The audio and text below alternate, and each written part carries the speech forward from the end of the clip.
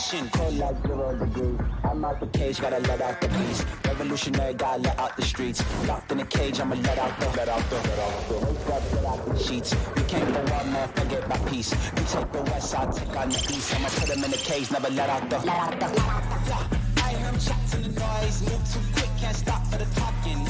I hear him chat with the boys, not so tough, but man's keep walking, yeah. Just too sharp with the prize, right guys, let it tell me I'm awesome, yeah. Hot like fire on the pan, if you wanna touch me, please use caution. Stop that, stop that, stop that. Wow. Guys, I did a very Miami thing yesterday. I went to the Miami Pro League. Yeah. Wait. How was that? It was good. Michael Beasley played. The GOAT. Yep. Josh Minot from the Timberwolves was there. My man, Book Knight from formerly the Charlotte Hornets and UConn. Yeah. James Book Knight. It's a very difficult name to figure out how to pronounce because it's B-O-U-K, right? Yeah, and you're like, is it N-I-G-H-T? Boonite? Yeah. Is it Boonite? Is the K silent? Boo Knight would be great. Boo Knight, man. His career would have been better if his name was Boo Knight. But I saw Michael Beasley play. And it's like... Real hoopers always knew, right? But it's the entire Michael Beasley experience. It's like part of it is like, geez, this guy's so talented. And also, how did your team lose by 20? It's like the... Does it happen in that league, too? Dreisaitl and McDavid played in a beer league and lost like 6-1. Oh, man. Oh, yeah? But he probably had a bunch of nice moves. I don't know what the... I still don't... Like, I think playing in a Pro-Am inherently, like an open Pro-Am, there's no benefit to being an NBA player doing that.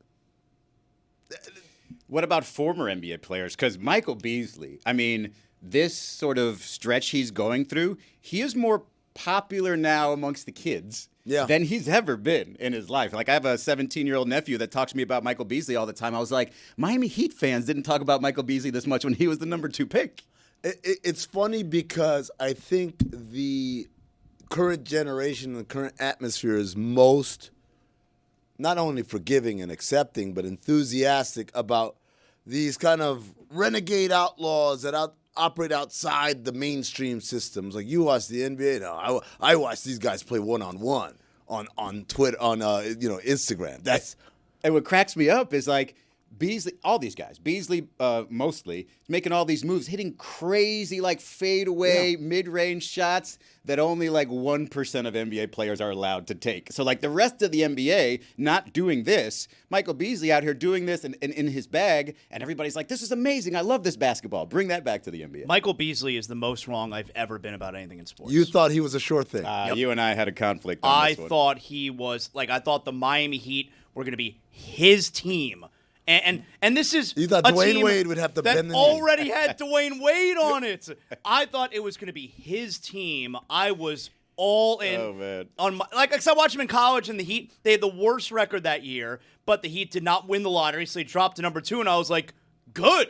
Now they're going to get Michael Beasley because the Bulls are going to take this Derrick Rose who got hot in the tournament, Good. I'm glad we have the number 2 pick. That Derrick Rose got hot in the I tournament. remember watching, before I ever saw him play in college, I watched same nephew, by the way, I'm about to mention.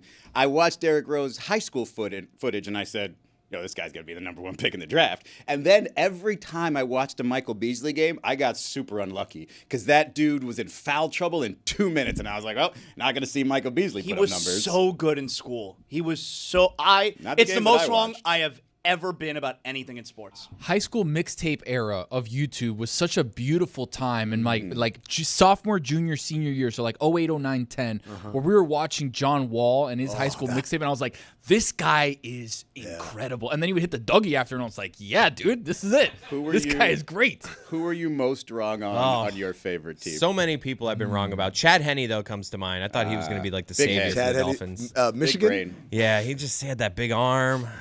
Man, he's stiff. I would say for me, it would probably be Tyreek Evans. Rookie of the year. Nice. Can you be wrong if they won a Roy? Yes, because like that was the maximum There have he been was at. some weak Michael Carter Williams. Michael Carter Williams is another one Who I liked, liked, by the way. I like Michael Carter Williams, man. Everyone's like, he's always like, it doesn't matter. He's 6'6". He's 6'6" and he's a point guard, and it just Triple-double my against the Heat opening night. I've like had these judgments on a million players for other people's teams because I've been on TV this whole time.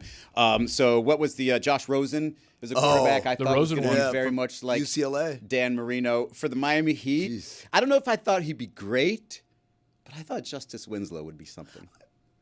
We were all super excited when he dropped the 10. Hey, man. Because Danny Ainge wanted to trade every pick to move up for Justice Winslow. You know who else dropped to number 10?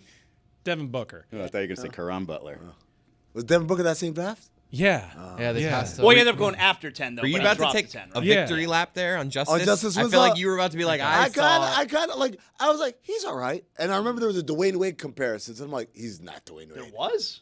In college? Oh, At okay. Duke? Please. I was like, this guy, I said, he'll be a decent NBA role player. You know the main drawback with him, or the main like physical trait that didn't work That out? he wasn't good? Little hands, not big hands. Couldn't really. I'm with Zaz. I think it's because he It's a wasn't good. big drawback when you're not good. If you're trying to put together a great NBA career, prereq, can we call it a prereq? You can't be not good. Right. You got to be good. You got to be good. Check the box That's of the good. starting point. Is he Yeah. good? Okay, moving gets you in. forward. So Justice was not good. No, you ain't good. Justice was not served. You are not good. Nice. So wait, I want to think about football players because I think this happens a lot in football. Oh, yeah. I of thought course. Ron Dane was going to be just like a monster. I have a memory of Dan thinking Mike Glennon was going to be really good. With Mike- that neck. Yeah. Almost career. Very good athlete. I got it. I know mine. Football of all time. You could not tell me when I was in college that Peter Warwick was not going to be the next Jerry Rice. It was him. I seen it with my own eyes, man. That He dude had a was decent career. that dude was Jesus. No. He had a decent career. He didn't have a decent career. Not No. good. What he was in college is one of the best college football understand. players we've ever No, seen. comparative, of course, but he had a decent career. Well, I think he was a bust. What was it? The wideout from Ohio State? That was Ted Ginn. Ted Ginn Jr. That Yeah. was another one. And his family. There's one brewing right now. There's that another I thought- Ginn? No, there's another Ohio State Buckeye wide receiver that I thought was going to be incredible, and he looks like he's headed to bust town. Junior? What's his name? Maserati Marv. Yeah. What's his full name? I'm not familiar. No, you say don't. Maserati Marv. He may be Mazda junior. Marv when it's all said and What's done. it say on the back of his jersey? You think he's going to be a bust? Junior. Disappointing for a season. He's put on a lot of weight. He's He put had on a like lot of 800 muscle. yards his There's rookie videos of year. him getting absolutely clamped by a 7th rounder right now. Wow. The guy's nickname is Maserati Marv, and he's slow. How did that happen? I think there's an issue though, Mike. He's a He Mazda wears now? all black cleats. Makes him look a little slower. With the highlighter cleats, you know what makes him like look a little slow? I I faster. think that the cornerback sticking on his back makes him look slow, probably. What makes him look slow is that he's slow. Yeah, common theme here. This I don't morning. understand how he was nicknamed Maserati Marv. It's a terrible nickname, by the way. No, it Too was a long. great nickname, Too many especially when syllables. it's said by Gus Johnson in exciting voices. Peter Warwick never had a 1,000-yard season, so I think I got to probably pull back on the he had a decent career. He wasn't. I think he had an injury in my defense. Like he had an early injury and it was like misdiagnosed. I mean, his or first something. 4 years in the league, he only missed 2 games. Also, he played for the Bengals. That's not his fault. I mean, you can have a solid career as a pro. Like Reggie Bush ended up having a solid career, had a good start, Absolutely. weird middle, cool end, but still disappointing. Let's do baseball now. Baseball guys. What was the guy from the Nationals? Steven Strasburg. Strasburg. Well, that was just No, injuries. they won a World Series. He was and he was good. really good nasty. when they He won a was World Series. good when healthy. That's not a They- bust. they- He no. was very hyped, though. They made it like they seem made he it was- seem like he was a first ballot Hall of Fame. Won a World Cameron Series. Maybin. Yeah, no, he Cameron did win a Maybin? World Series. Congratulations. He also like crippled the franchise with his contract. Yep. For the Marlins, Billy, Jeremy Hermida. there it is. yeah, That's there the it one is. answer. It's the only That's the acceptable guy. answer for the Marlins. Remember, they wouldn't trade Jeremy Hermida for Manny Ramirez. That's when I realized, and this is no offense to this guy because I didn't read him that much, but Keith Law, Oh, shout out to huge Keith on Law. Jeremy Hermida. I was like, Was really? it Hermida or Stanton? I believe it was Stanton that was bandied about. Hermida was a big prospect, but not as big as All right, Stanton. maybe I'm thinking of a different trade. You might be right that the Marlins did not want to include Stanton in the Ramirez trade, which obviously was the right move. But there was a year with Hermida, too, where they were unwilling to part with him. No doubt. There were I think you're right. several offers on the table for I think you're Hermida, right. but I think Stanton was one of the sticking points. But I think we asked Samson We'll ask him later yesterday. There was a moment. There was a moment where Samson kind of refuted like that they could still have done the deal without Stanton. I think. What about? There was one where I knew the guy was going to be not good. And Yeah, I was used to going to have play this the opposite game. The Okay. opposite game. I knew Hashim Thabit was going to be garbage. Oh, my God. Oh, really? no, You're the worst pick. I thought he was knew too it. good. I've never told you the story. Okay, so Oh, my God. the 2009 draft, I right? loved him as a You prospect. can't was tell the story trash. of Steph Curry without Hashim Hashim Thabit. Thabit. The 2009 draft, right? I'm working for Phoenix. We have a deal in principle with the Golden State Warriors to have their pick, which is 7. Steph Curry is a guy that we have on our board. That's like number 1 on our board. And every permutation we do is like, there's no way he falls to 7. There's no way he falls to 7. Minnesota has 2 picks. Yep. They need a point guard. There's no way he falls to 7. Even Minnesota were 5-6, I think, yeah, right? 5-6. Even like there's no way he falls to 7 unless something crazy happens. And Blake Griffin goes 1, and everyone thought that was going to happen. And then number 2 was Memphis, and we thought Tyreke Evans, who played in that building as a collegiate player, that was when the Grizzlies couldn't sell a ticket. But then the Memphis Tigers were sold out every night, and like this guy fits the way they everything they want marketing wise, And he's good. and like it's what they need basketball wise. Clearly, Evans is going to, and then simultaneously we're having a conversation. Our pick was like in the second round. I think was in the mid or to late 40s, and we were like, if the beat falls to us, do you take him? Meaning the Really? Second round. That's how like we knew this guy's not an NBA player. Like, That's It was crazy. literally to the point where it's like, I mean, I guess at that point you just take him just to take a flyer on him. So you think Memphis was the only team that had like a first-round grade on him? Yes, or for a lottery grade for sure. Wow. For sure, lottery. Nobody else. But I don't remember it being a shock when they took him. It was a massive shock. Tyreke Evans sold out every night in their building. Oh, okay. No, you're saying it's a shock that team took him at 2. Yeah. But like, I'm saying that if they didn't take him at 2, wouldn't he have still went like top 5? No, No chance. The other guys were James Harden and Ricky Rubio. Johnny Flynn. Well, Johnny Flynn. Well, Rubio and Flynn were 5'6". Johnny Flynn was a name. Like, the thing about Johnny Flynn, this is the revisionist history I got to correct. If they had taken Johnny Flynn and someone else good, I don't think anyone would have batted an eye. It was that they took Flynn and Rubio. Wasn't that when they had like the former sports writer was running their team? David Kahn, Wrath of Khan. Could you imagine if Steph Curry was pick number 2 and Lionel Hollins was his first he would've coach, killed and they him. were the He would've been grit out and of the league. grind Grizzlies with Steph Curry wasting away? He would have been out Wow, of the league. Hashim Thabit. Do you want to guess? So he went number 2 overall. Mm-hmm. You want to guess how many games in his career he was a starter? Start less than Starter? 100. Less than 20. 20. Oh, there it is. Attaboy. Good job. Went number 2 rehearse overall that. pick. 20 starts in his He career. was a statue. But we knew it like in the moment. Like this wasn't like, wow, who could have thought like but Tony, the game I want to play isn't that. It was like I knew he was gonna be bad and he turned out to be bad. I knew he's gonna be bad and then he turned out to be really good. Because I have a lot of those. I got a lot of Michael Redd. I was like, Love get Michael outta here. Redd. I was like, this dude, he's not gonna be an NBA player. What a lefty he shot. Killed it. He Speaking of killed it. lefties, I did not think James Harden would be very good.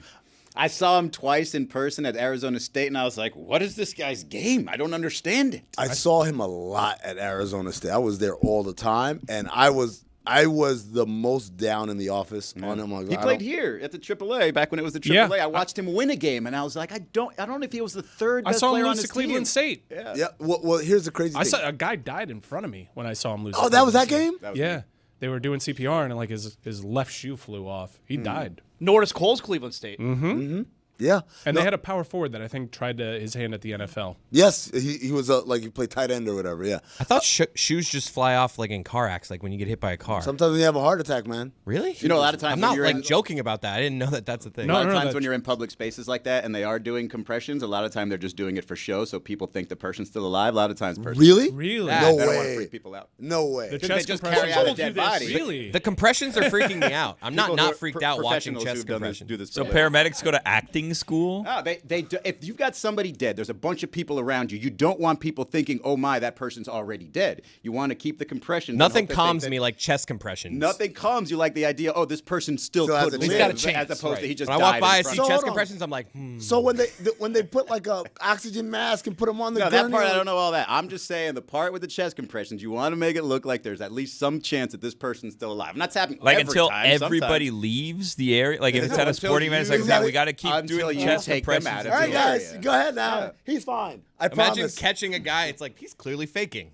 He's not It even happened to doing me. I was at a parade in Chicago, a pride parade several years ago, and there was a gentleman behind us. There was a big crowd, heat stroke and like of older age, whatever. And they were giving him compressions, and AJ looked back and he studied the guy for a bit, and like they stopped for a second, and then they kept going, and he's like, "Oh, that guy's dead. They're just doing that so people don't freak out." That's kind of like an American Gangster. Remember, he gets trapped up in the trap and he shoots the guy. Yep. And they have to prop him up and then Yep. put the thing on him. He's like, no, he's good. He's Yep, yep. alive. But he's clearly dead. Because if everyone outside knew this guy, It's over. It's over. Now, man. it You might gotta riot. not be just for the people around. It might be just say, hey, we have to potentially do everything possible because we never know what could happen. But from what I was told, a lot of it is for the crowd. Billy, you don't seem to be sold. It just seems like this information and this nugget is based on AJ thinks this happened once. So this happens he was every a medic. time. He did it. Like he trained. He was told that was the case. Look at Izzy divulge his sources immediately. It started with, well, I know people who are professionals. AJ, it's AJ. It's the person I'm with. So yeah, who else? Who else did you guys think was going to be that guy?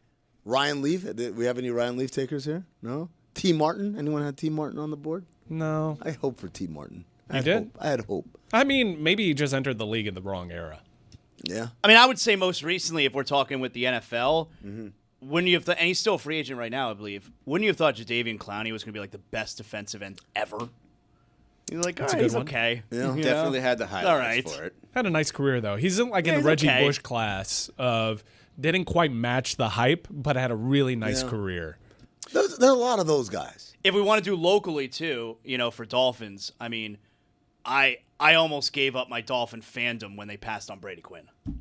I was my God. way wrong on Brady Quinn. Yeah. Way The wrong golden on Brady boy, Quinn. man. I was so pissed when the Browns initially passed on him and took Joe Thomas, and then I had to run to Miami-Dade College to graduate, and I wouldn't have what gone it does. normally, but George W. Bush was the active president at the time, and he was speaking at my graduation. At Miami-Dade College? Yeah, Active crazy. president? Yeah, was yeah. How speaking? the hell did they land that one? So I couldn't bring my cell phone, so I wasn't able to follow the draft, and I just figured the Dolphins are going to get Brady Quinn. The Browns missed out on it. And then to my surprise, when I turned on my phone, I thought we were definitely going to make a Super Bowl because we got Brady Quinn. I literally shouted at my television when the Dolphins drafted Ted Ginn because we're all counting down the picks. Oh my God, Brady Quinn is dropping. Brady Quinn is dropping. And when they drafted Ted Ginn, I literally shout out, I'm done with this team. Gotta put those thumbs this way. I don't know if I'm just doing this with Duke guys, but there was a guy I watched play in person at Cameron, and he had one dunk where I swear the entire ball was over the box, over the square in the backboard. Corey Maggette. Oh, but come on, dude hold Corey on had now. a good career. Hold on Busy. now. Corey had a good career, man. Right, but I thought he might have been one of the greatest to ever do it, just based on one game. That's how crazy athletic that Gerald dude was. Henderson Jr. That's who I thought you were going Wow. with. That's a good Crazy one, too, though. athletic. Thought he was going to be better hairline. than what he was. Yeah, you know what's funny? It's he and Kobe Bryant had the same thing, which is because their head is sloped backward. The hairline, like you can get away with You the don't hairline. notice how big the forehead is. Yeah. Same thing with Stephen A. Stephen A's hairline is with him you notice. just the shape of his head, though. It kind of disguises it more than what it would look like for a regular person. Playing the opposite game of the opposite game that we Yeah. were playing, the guy who I thought was going to be great, Xavier Henry from Kansas. Oh, Ended up yeah. not being that guy. He was You play 18. the opposite game of the opposite game. You're playing the same game. Yeah. The opposite of the game that we were playing. It's a double negative.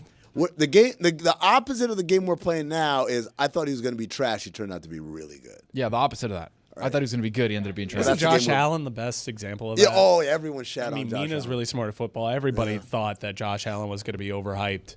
How much of that Except was for part of my take. He looks good in shorts. how much of that was because he played at a small school and like we didn't respect the resume?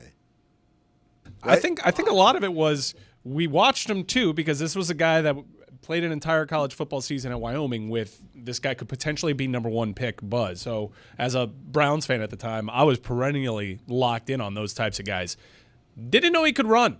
That was that's a big part of his game. And I didn't really hear people say like this guy is going to be the greatest goal line threat maybe in the history of the game outside of Cam Newton. Jalen Hurts, I thought that was over for him. Once Tua took his shit, I'm like, That's a good one. Hey, buddy, it was nice. You had a nice little run as a college game manager quarterback, but I thought it was over for him in the NFL up until he won a Super Bowl because it was just like, oh, they're exposing him. He can't really throw that much. He's got to run. Maybe their offense. Oh, just did it. Never mind. It looked like a slow release. It just looked like very. It's a handful of things.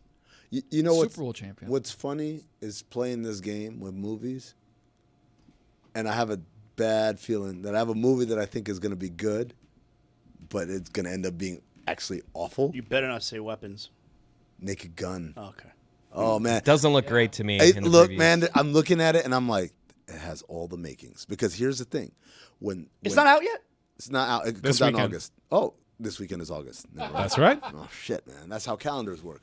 But Liam Neeson is like the perfect guy for this role, man. Because if you think of the original Naked Gun, right, it was basically off the success of Leslie Nielsen, wow, similar names, in Airplane. And before he did Airplane, he was not a comedic actor. He was a serious actor. He was like doing dramatic roles. And that's why they cast him for that role in Airplane, was because they wanted like the most serious actor to just deliver these ridiculous. Has Liam Neeson ever had a comedic role like this before?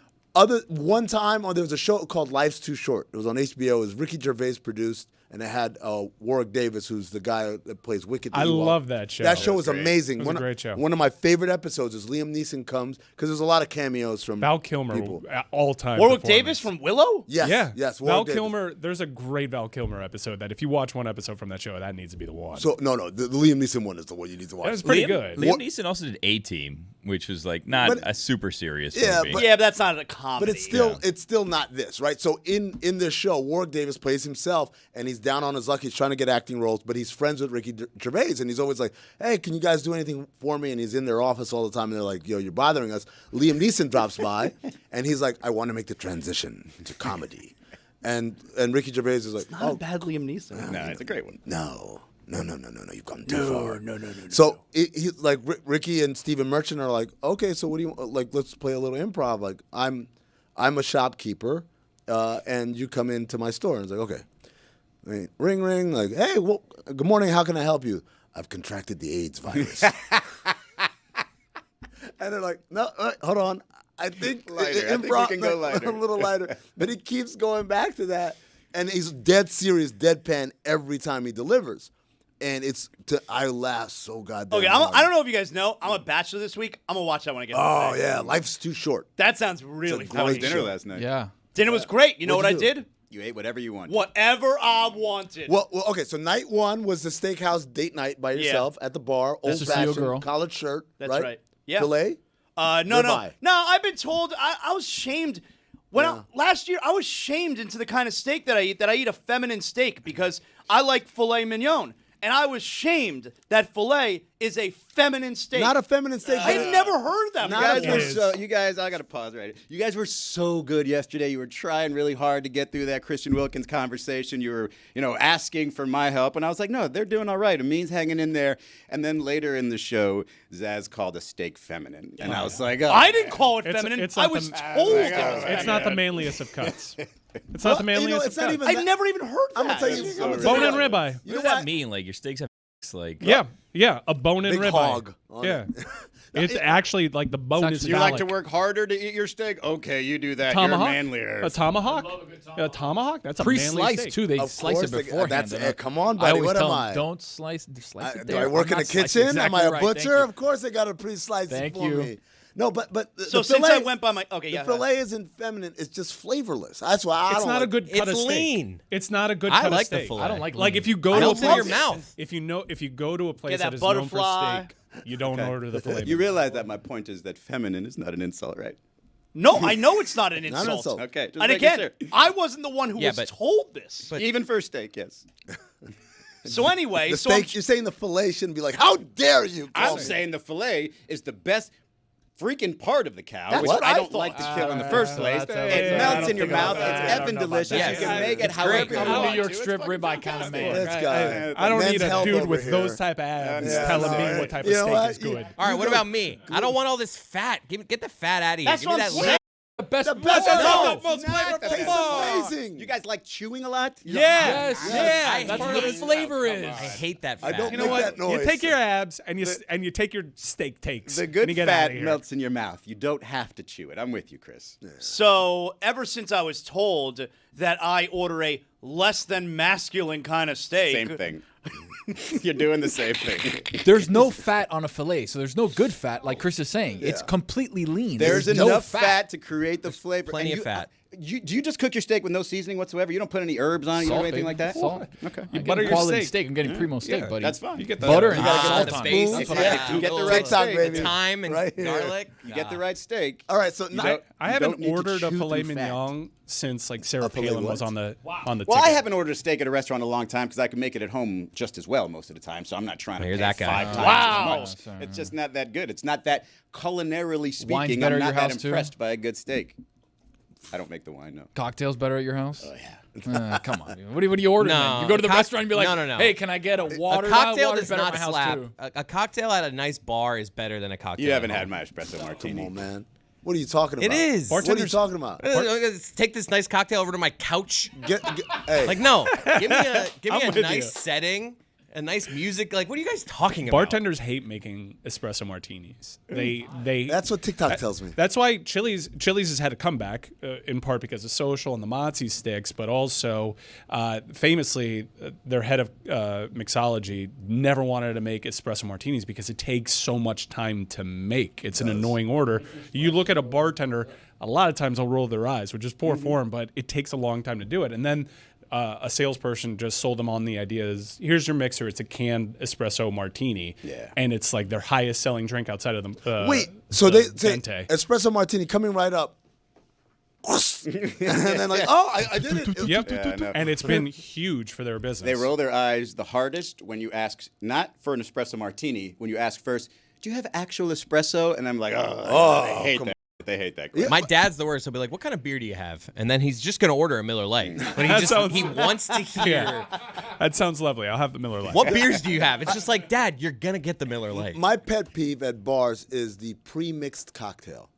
When it's like, hey, we're old fashioned cool, and then they go to like I'm like, no, man, y'all, you got to make that Work thing it in out. front of me, man. I'm not getting that thing out of a barrel. What are If you I talking hear about? like, "Oh, it's smoky," it will come in a thing, and we'll like just get. Oh, bring I me a drink. love come on. when Bring me they. a I drink. love the smoking. It's such a stupid old fashioned. They're gonna lift the thing in a I circle love and then that. the Hey, billows. man. It's like just They do that at that bar at the Panther games now. That cool bar they have there, and I get that really good. smoking. It tastes good. I did that. I got old fashions with Charles Barkley during the finals, and the place that they did it. Yeah, well, hold on, I got you. They take an orange peel and then they light it on fire. Yeah. And I was like, what is going on? It's here? flammable? Carcinogens, baby. Apparently, orange peel is very flammable, and it does something to the drink that makes it amazing. So for like the not- first 2 minutes. We're then easily after impressed. that, the smoke is gone. Of course we are. We're the easiest people in the world. Does it make any difference, Israel, if the person who told me that I order a feminine steak was in fact a feminine- female? Oh, No.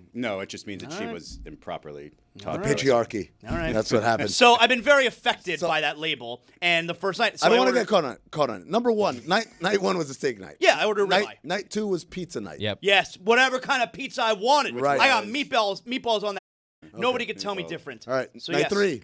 Last night I got Thai food. That's right. What'd you get? I got some chicken fried rice. Okay. And I also got honey chicken. And I got egg rolls too. I didn't eat it all, but it's like, hey, this is all for me. And now we got leftovers. And no, you cannot have an egg roll because I ordered it all for me.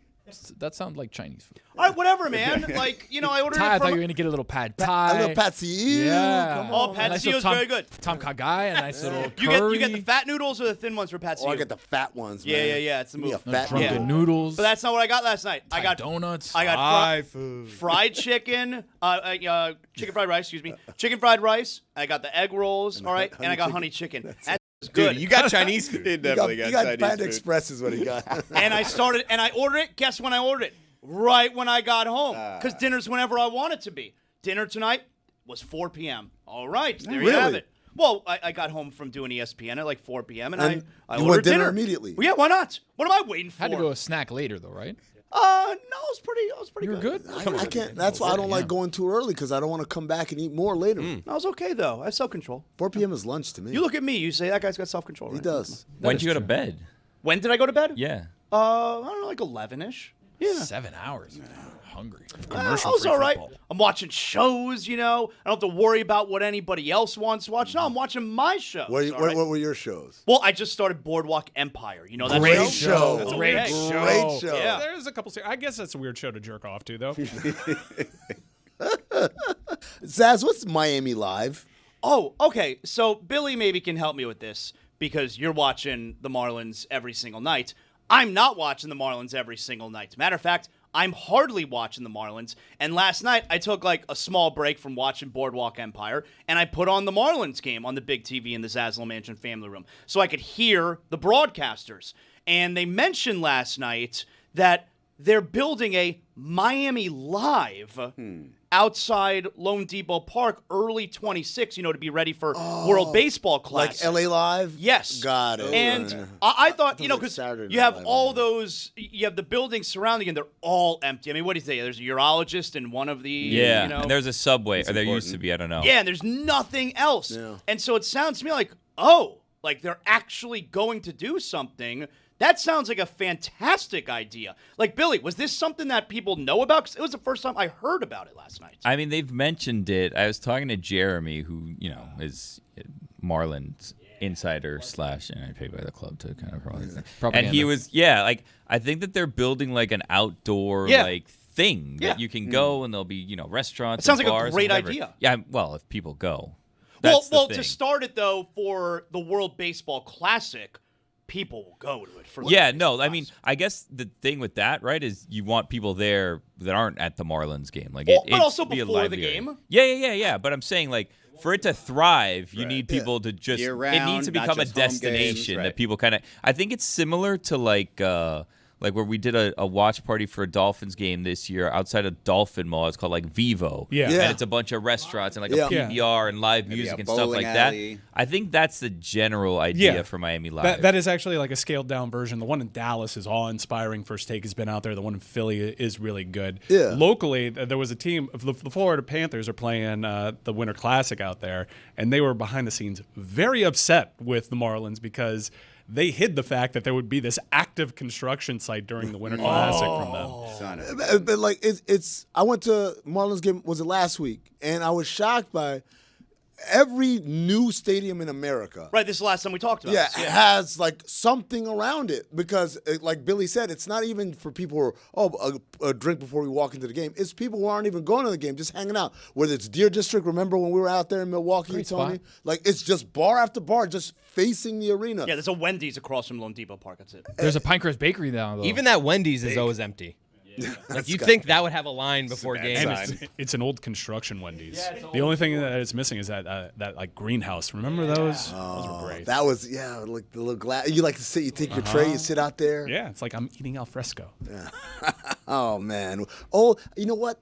I feel like all these newer fast food buildings, they've lost their soul, man. They lack all- charm. They don't do play area. Do new McDonald's have like the play area? Dude, new McDonald's don't even have cashiers anymore. Ah, yes. Have you seen this? It's just a Yeah, you window. walk in. Just a window. You pick up your order and that's it. Like you got to order on the Like, touchscreen. You think you're trying to save time because there's a long line in a drive-through? Nope. It's a walk-through now, and there's people in line for the stupid screen. There is that random Burger King by Brickell City Center that's like, we're just going to hold on to this Oh, real yeah. estate until you give us an offer we simply cannot refuse. With the Burger King, the sandwichery, the Yeah. pizza place, like that It's whole just strip old mall. construction. A Yeah. cigar bar, I think, is in Burger- there. Come here and sign up for Burger King Kids Club with that dude that looks like Cyclops.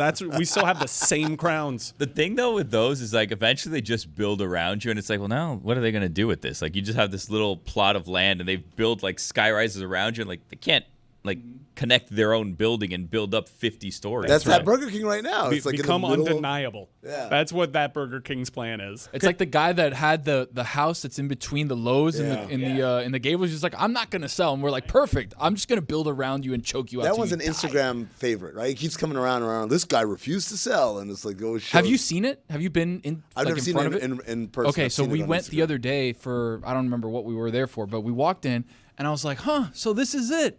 I was like, this is kind of sad. The guy's like in the front yard, like just looking around. There's no sun at like 3 p.m. All the sun is gone. He's just sitting there on a lawn chair. I was like, What's shoulda the store? sold, buddy. What's the store right next to him? No, it's an entire hotel. Dude, they created like an entire world Totally around him. transformed the area too. And it's sick. It looks like Vegas. Yeah.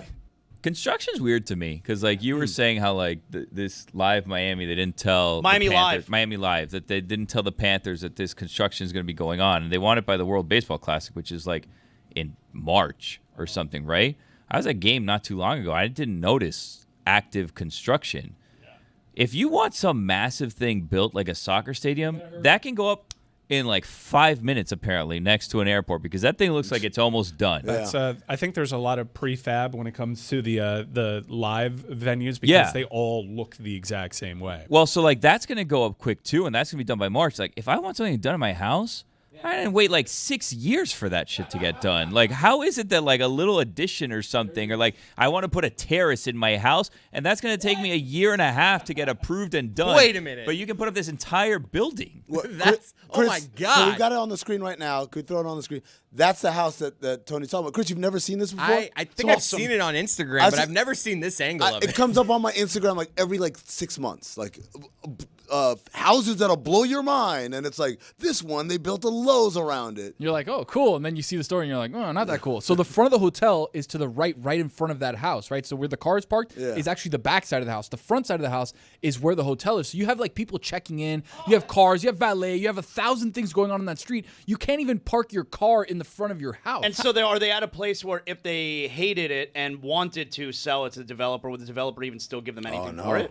How much did they offer? I don't know, but I would troll this guy and have a lot. for sale Bad sign on business my for this lawn the guy. entire time. I never actually. Never actually sell it. I mean, have you seen the one where it's like in Asia somewhere, I think, and they built a highway around someone's Yes, house that's the because one I thought you were like the talking one about. person that decided, you know what, I'm not going to do this, and like, well, this highway's going here whether you like it or not, buddy.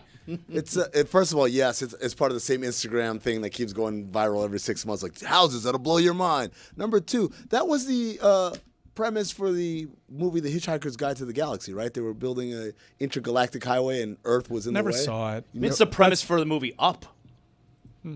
Yeah. Up, yeah, developer wants to buy the Yeah, house. Mr. and then- Fredrickson, he won't sell. Yeah. Up, overrated movie. How about Oh, my- Eminent you- Domain's a real son of a gun. For Up, No, just that guy. general. Like, hey, we need some power lines Yeah. here. Get the hell out. and especially if you're black, eminent domain is like it's a real son of a gun, huh? Like Barclays had a Center, gun. a ton of people had to move and build that thing. Sad. That's how we're ending this segment. Sadness. This episode is presented by DraftKings. DraftKings, the crown is yours. So, Zaz, you were watching baseball yesterday. You took a break from Boardwalk Empire. Yep. How deep into Boardwalk Empire are you? I think when I get home today, I'm going to be watching the season finale of season one. Yeah. How are you going to catch up on all this TV that you're starting this week? Because you're like, I'm home alone. I can do whatever I want. I'm going to watch this show. I'm going to watch that show. But your like family comes back in a couple days. You're not going to be able to. You know, there might be a practice that you need to try out, Billy. I don't know what goes on in your home, but I'm master my domain. Okay. Oh. And so when I want to do something, Are you? even when the family is home, I do it. Now, that doesn't mean that there aren't still some struggles. Like I told you, dinner is a nightly battle in the Zaslow mansion. But when it comes to what I want to watch, we have more than one television in my house. So there you go. It's different when you have teenagers, I guess, because I have a 5-year-old daughter. Yeah. And I ain't winning that. Nope, I got teenagers, and I easily kick them out of the room. We actually have we have rules in my house. My son challenged me a couple of months ago. Yeah, my older one is 16. All right, and either This is one the of them, runaway? either one of them, they Good card, though. You know what? He's not running away. He's not going to Chicago next month. Really? Oh, Because come you're on, master of your Zaz. domain? No, he is. A lot of Arab fighters on that card. He loves the Arab fighters. Why'd So you look at me? So he he has postponed the trip with his friends because, they've run into an issue where they're not going to be able to get a hotel without an adult. Like, my son thinks that he could just walk outside the hotel and he's going to give, like a bum $10 as if it's outside the gas station. Hey, can you buy me beer? Can you check us into the hotel? Yeah, that's what he thinks is going to happen. He's going to give some guy $10. Hey, check us into the hotel. I'm like, ain't going to work, playa. So they've postponed the trip. They're now planning on going to the Garden in November. Big one. Yeah, that's what he tells card. me. Yeah, so that's With what. whom? How's How's it going to be different? That seems like the same issue. Same issue, okay? But that's on him to figure out. Maybe he has more time to figure it out as opposed to just a few weeks because August is here. Maybe you have a friend who's 18. I don't know. Maybe Uncle You think Tony. He's just going to make a 21-year-old friend, and then you're going to be like, okay, now you're good? You don't even have to be 21 to check into a hotel, Buy right? beer. Probably, but probably 18 and a credit card, But anyway, so where was I? You were... Your son challenged you a couple months ago. Oh, yes, that's right. We have a thing in the Zaslow Mansion that if you want to be man of the house, step up, man. You could try and take Feats of strength? You could try and take the reins. Frank. All right. You want to challenge, you can challenge. And my son, for the first time, decided, all right, I'm going to challenge. And it was a sneak attack, too. Like, it wasn't like, hey, we're gonna fight tonight. The challenge was you get ownership of what we watch on the television? No, it just means you're in charge of the house. In charge of the entire house? Yeah, you're man of the house. Bills and everything. No. But Just you're the fun you're in stuff. charge. Just make decisions. You're man of the house. Like the Black Panther ceremony? You know what? Really similar to Black Panther. Anybody want to step up and challenge? I'm king of this house. Is You this want to your step king? up? Step up. All right. And my son, it was a sneak attack too. He came up on me. So it's a physical challenge. Oh yeah, well yeah, takedown. You can take me down. That's it. Like you know, pin 1, 2, 3, or just on the floor? take you're me good? down on the ground. Yeah. You got to tap out?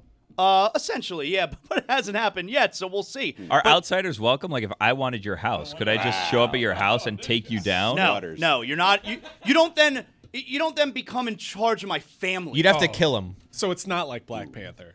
Well, I mean, it's someone who in Black Well, Panther they felt they had a right to the throne. Yeah, in Black Panther, he had to have the birthright. Some kind of lineage. It couldn't just be any. Captain Right. America couldn't show up and just fight. Right. White Panther. Excellent point, I mean. So my son, sneak attack style, my older one, he's 16, he decided to challenge. Let's just say it didn't go well for him. All right. And as a result, he could try again in 6 months. That's Oh, those are the rules. You have Yeah. 6-month gap. Yeah, it's not Okay. like it's not like I get home today. You might try. No. So- You could try again in 6 months. So you took that ass? Took that ass, man. I So he didn't thinks he's sweat gonna that ass. he's gonna try again in 6. Well, at this point, it's like 3 more months from now. But yeah, in 6 months, you could try So again. is that he was behind you and you kind of threw him over? He came up from behind me, he put his arms around. I'm like, oh, okay. Actually, I think he put his arms around my neck. I'm like, okay. He went for the jugular. All right. Thinks he's one of the Arab fighters. And he loves the Arab fighters. And he wants to go live in Kazakhstan for 6 months. He says, I go 2, 3 years, forget. He says, Kazakhstan, 6 months, comeback machine. Yes, he's right, dude. What's this kid's name? My brother Corey. Bilo. Gordy? Corey. Corey, dude. Corey. I love this Change guy, it to dude. Gordy. Yep. Go to Kazakhstan, 6 months, comeback machine. So I anyway, don't know, man. If he can't take you down, I think he needs more than 6 months. So yeah, he could try in 6 months. He could try again. And But, if he takes you down, then do you have to wait 6 months that he gets as man of Oh, the that's a house, or good you could point. attack him whenever you want? Great question. I have not thought that. Can part they out team yet. up, your 2 boys? No. So it can't be okay. No tech. No. And is the school understanding with these how they get the bruises, or Oh no! I mean, it did. Like it wasn't hard for me. All right. There didn't need to be any bruising going on there. So yeah. So you that's can take down what's going 16-year-olds. What's his stature? What are we looking at? 16 was he? on. He's about an inch and a half taller than me at this point. Really? So almost Yeah. 6 foot. Yeah, he's he must be probably- really frustrated at this point? Yeah, he's probably like 5'9.5" right now. Yeah, and he's athletic. He's got a good build. I mean, he goes to the gym. Since but- we're sharing names, can I ask you a question? Yeah. I know her name. I've dealt with your wife a lot. I've done speaking engagements at her school. If you're okay sharing her first name, Yeah, her name's Tamara. can we put this on the poll? Are there a lot of white Tamaras out there? Because there was a time when Zaz first told me he was married and he told me his wife's name. I was like, oh, You're like, That's huh, a mixed Zaz, how about relationship. that? how about that? And then I met Tamara and I was like, oh, Big no, dog. okay. Like a Tamara. like a college basketball coach. Man, it's a legend. Every Tamara that I grew up with was not white. And But I so think a was lot like, of them are hey, Zaz. Tamara. Okay. Yeah. And she's Tamara. Yeah. So I got it with the way Is your they sister described it or whatever. named but- Tia? No. Oh, no. Taya, actually. Ty and Tamara. So Yeah, but then I learned not so much. And then, like, I learned more about Zaz's, like, childhood heroes, like Hulk Hogan and Ryan Sandberg. And I'm like, oh, he's got to type that one. What was your favorite NBA player? growing up, Yeah. oh, Glenn Rice. Yeah. Glenn That's Rice, my come on, dog. G-Money. What's your favorite I kind of know rice? you're, What's my favorite? Kind of rice. White rice? Basmati. I have fried rice. I told you I ordered Thai last night, dog. Chinese. Fried rice. So, Izzy, you were on Instagram and you saw this video of Luka Doncic. Yes, man. It was just actually on the screen top of us, too, here. And he was at a pickup game somewhere in New York, right? I believe in New York. Was yeah. he at He was in Rutgers? I don't know. Dykeman. Do we? Okay. Oh, we at the Dykeman. There you go. And he's just sitting there, and somebody with a camera gives him a ball, and he's pretty Here we go. far away from the screen. We'll throw it up here as I'm talking about it, but he's far away. Look how far he is. And he just casually doesn't get up, doesn't move a leg muscle, casually two-hand swishes that thing. And I'm like, does anybody know how difficult a shot that is? But then to get it on first, I'm assuming first try, right? Maybe if it was third try at the most. Absolutely insane level of skill. He and Steph Curry are the two people who I would assume are aliens. So, this is the part that I think sometimes escapes people. Do we know that's first try, by the way? We don't, but let's just assume it is for the sake of this argument. These guys, all day long, all they're doing is playing basketball. Like it's like however much basketball you play, I guarantee you it is a fraction of what an NBA Well, player better. does. Like I'm talking to the proverbial person like, I love basketball, I hoop every day, whatever. That's also why I always get so upset at like load management. These dudes spend their entire summer playing like triple header basketball games. It's crazy. how to me. many They of show those up to this games- Drew League. They play so much harder than a Drew regular League, NBA game, fun. you know? But he's sitting down. How many of these games is he So- sitting down and taking 40-footers? Like, So that's insane. So to that point, when they're not actively playing, they sit down like in between breaks and stuff. They're sitting down, and I swear to God, 3 for $1. Here we go. How much you hit me? And by the way, when I was with the Suns, our director of team security would do this. And his big hustle was we'd have rookies that come in or new guys like, hey, man, I bet you I can make this shot right here. And they're like, you're not going to make it. And then he'd miss on purpose. And then he'd say, double or nothing. And then say, you're on. And then he'd drain it. And they're like, oh, and we're like, oh, another one fell for KT's tricks, man. You could probably speak to this better than me, but I love the story one time where, you know, as far as these guys, like they're NBA players, they're professional basketball players. You don't understand how good they are. And I remember the story one time, it was a Washington Wizards practice, and Gilbert Arenas and Deshaun Stevenson were doing a three-point shootout after practice. And mind you, Deshaun Stevenson, not really a good three-point shooter, okay? So to make things even, Gilbert Arenas was going to shoot the threes Left-handed. one-handed lefty, Yeah. all right? And Arenas still won the three-point shootout by making like 79 out of 100 So- lefty. Okay, non-shooters hit about that many out of 100. Non-shooters Right. in the NBA, if you do a drill, Right. now granted it would be right-handed, but left-handed Gilbert Yeah. Arenas? So Not right. I'll give you a great example. Jason Richardson in practice would shoot left-handed threes. Just for fun, not even for any practical purpose. He just had time and he was bored and he started doing it. Rasheed Wallace, I've seen Rasheed Wallace take 2 basketballs and shoot them at the same time from 3 and make it. Both. Didn't Klay Thompson Like he could time it out properly, and one yes, goes it in was before the other. It would be whoom, whoom, and then go whoop, and one of them would have a higher arc too. I think the left one had a higher arc. So it's like, what I mean to say is like, it's not just that they play. Oh, these guys are professional. They play. What you mean to basketball say all the is NBA players good at basketball? Pretty time. good. That's not Pretty even good. that. It's like even in their downtime, they're doing basketball. So for him to do that, honestly, it didn't even register to me like, oh, how cool was that? To me, it's insane. Just like you had the Klay Thompson video, him hitting 72 straight three-pointers, and then he just one-ups himself by, I don't forget the number, but it's double figures, Yeah. hitting such and such straight left-handed, consecutive Yeah. left-handed three-pointers. It's absolutely insane. Sam Bennett said yesterday that he hasn't skated since the last game. Attaboy. I mean, that you don't forget how to do. The other thing too is like those guys are so strong, and we think of it as us, right? Like shooting it from 40 feet away. Luka's 6'7", 235, 40 pounds, like strong guys. It's just like flick. But okay, think here of it is. how much of your shots, as you were a point guard in an MB, right? Varsity. Shooting guard, but yes. Shooting guards. Go Even on. better, Wow. even better. So you know how much of that shot is in your legs. Now take out your legs altogether and Core go strength, 40 baby. feet over there and don't even get the backboard Yeah. as an option. Like, it's effing insane. Straight course. One try. Straight quail. That we know of. Oh, That we you're know of. assuming it's one. Yeah, but I've seen it on one try before. Look, even if that one was. Viral decontextualization works both ways. Like, there's no chance that he sat there and gave him 12 tries and the crowd wasn't That's already also just true. shitting on In him. Dykeman, they're like, boo. Yeah. Zaz, like I said, I'm sorry I interrupted you earlier because we went off on a tangent, but you took a break from watching Boardwalk Empire to turn Yeah. on some baseball. Yeah. Okay, so I was watching a little bit of the Marlins last night. They won 5-0. Okay, maybe Alcantara's last start as a Marlin. I don't know. We'll see. We can get to that if you want. I'd like to hear what Billy has to say about that. But anyway, it got me thinking. I saw something in Major League Baseball last night, which got me thinking. I have a top 5, guys. Oh, whoa. Get the set. Wait, hold on. We got to get the bells and whistles That ready. comes after he says. No, I just want to Number make 5. sure. Make sure you got it. I'm giving you. I got have a top 5 my favorite things in baseball. All right? All right. Y'all ready? This is in general, not just this season, like news In, items. like things that Love it. could happen in Major Love League it. Baseball. These are my top 5 favorite things. 'Cause my absolute favorite thing happened last night, so it got me thinking. Number 5, when there's a pickle between home and third. I literally just said back here, a pickle better be somewhere on this My list. movie theater sells pickles. Yeah? How much?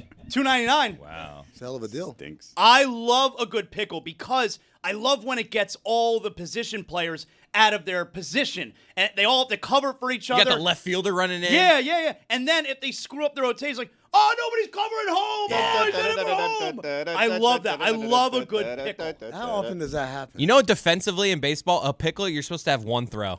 Like if you're throwing the ball back and forth, you're doing Yeah, that it's poorly bad. defensively. That's poorly. The idea is walk you're 'em supposed to back. like run the guy back until you throw it and then attack. Why is one in a pickle? Is it because the pickles are really tight in the jar usually? That's a good guess. Let me look it up. All right. Because then wouldn't you then be in a jar, not in a pickle? You would be a pickle. I'm a pickle. Dan's on vacation. I'm Pickle Rick! Yeah! What's number 4? Number 4, when a player hits his first ever home run, and then he comes into the dugout, and everyone ignores him. The silent treatment. Classic love that. silent treatment. Love that. They did that to what's our gator?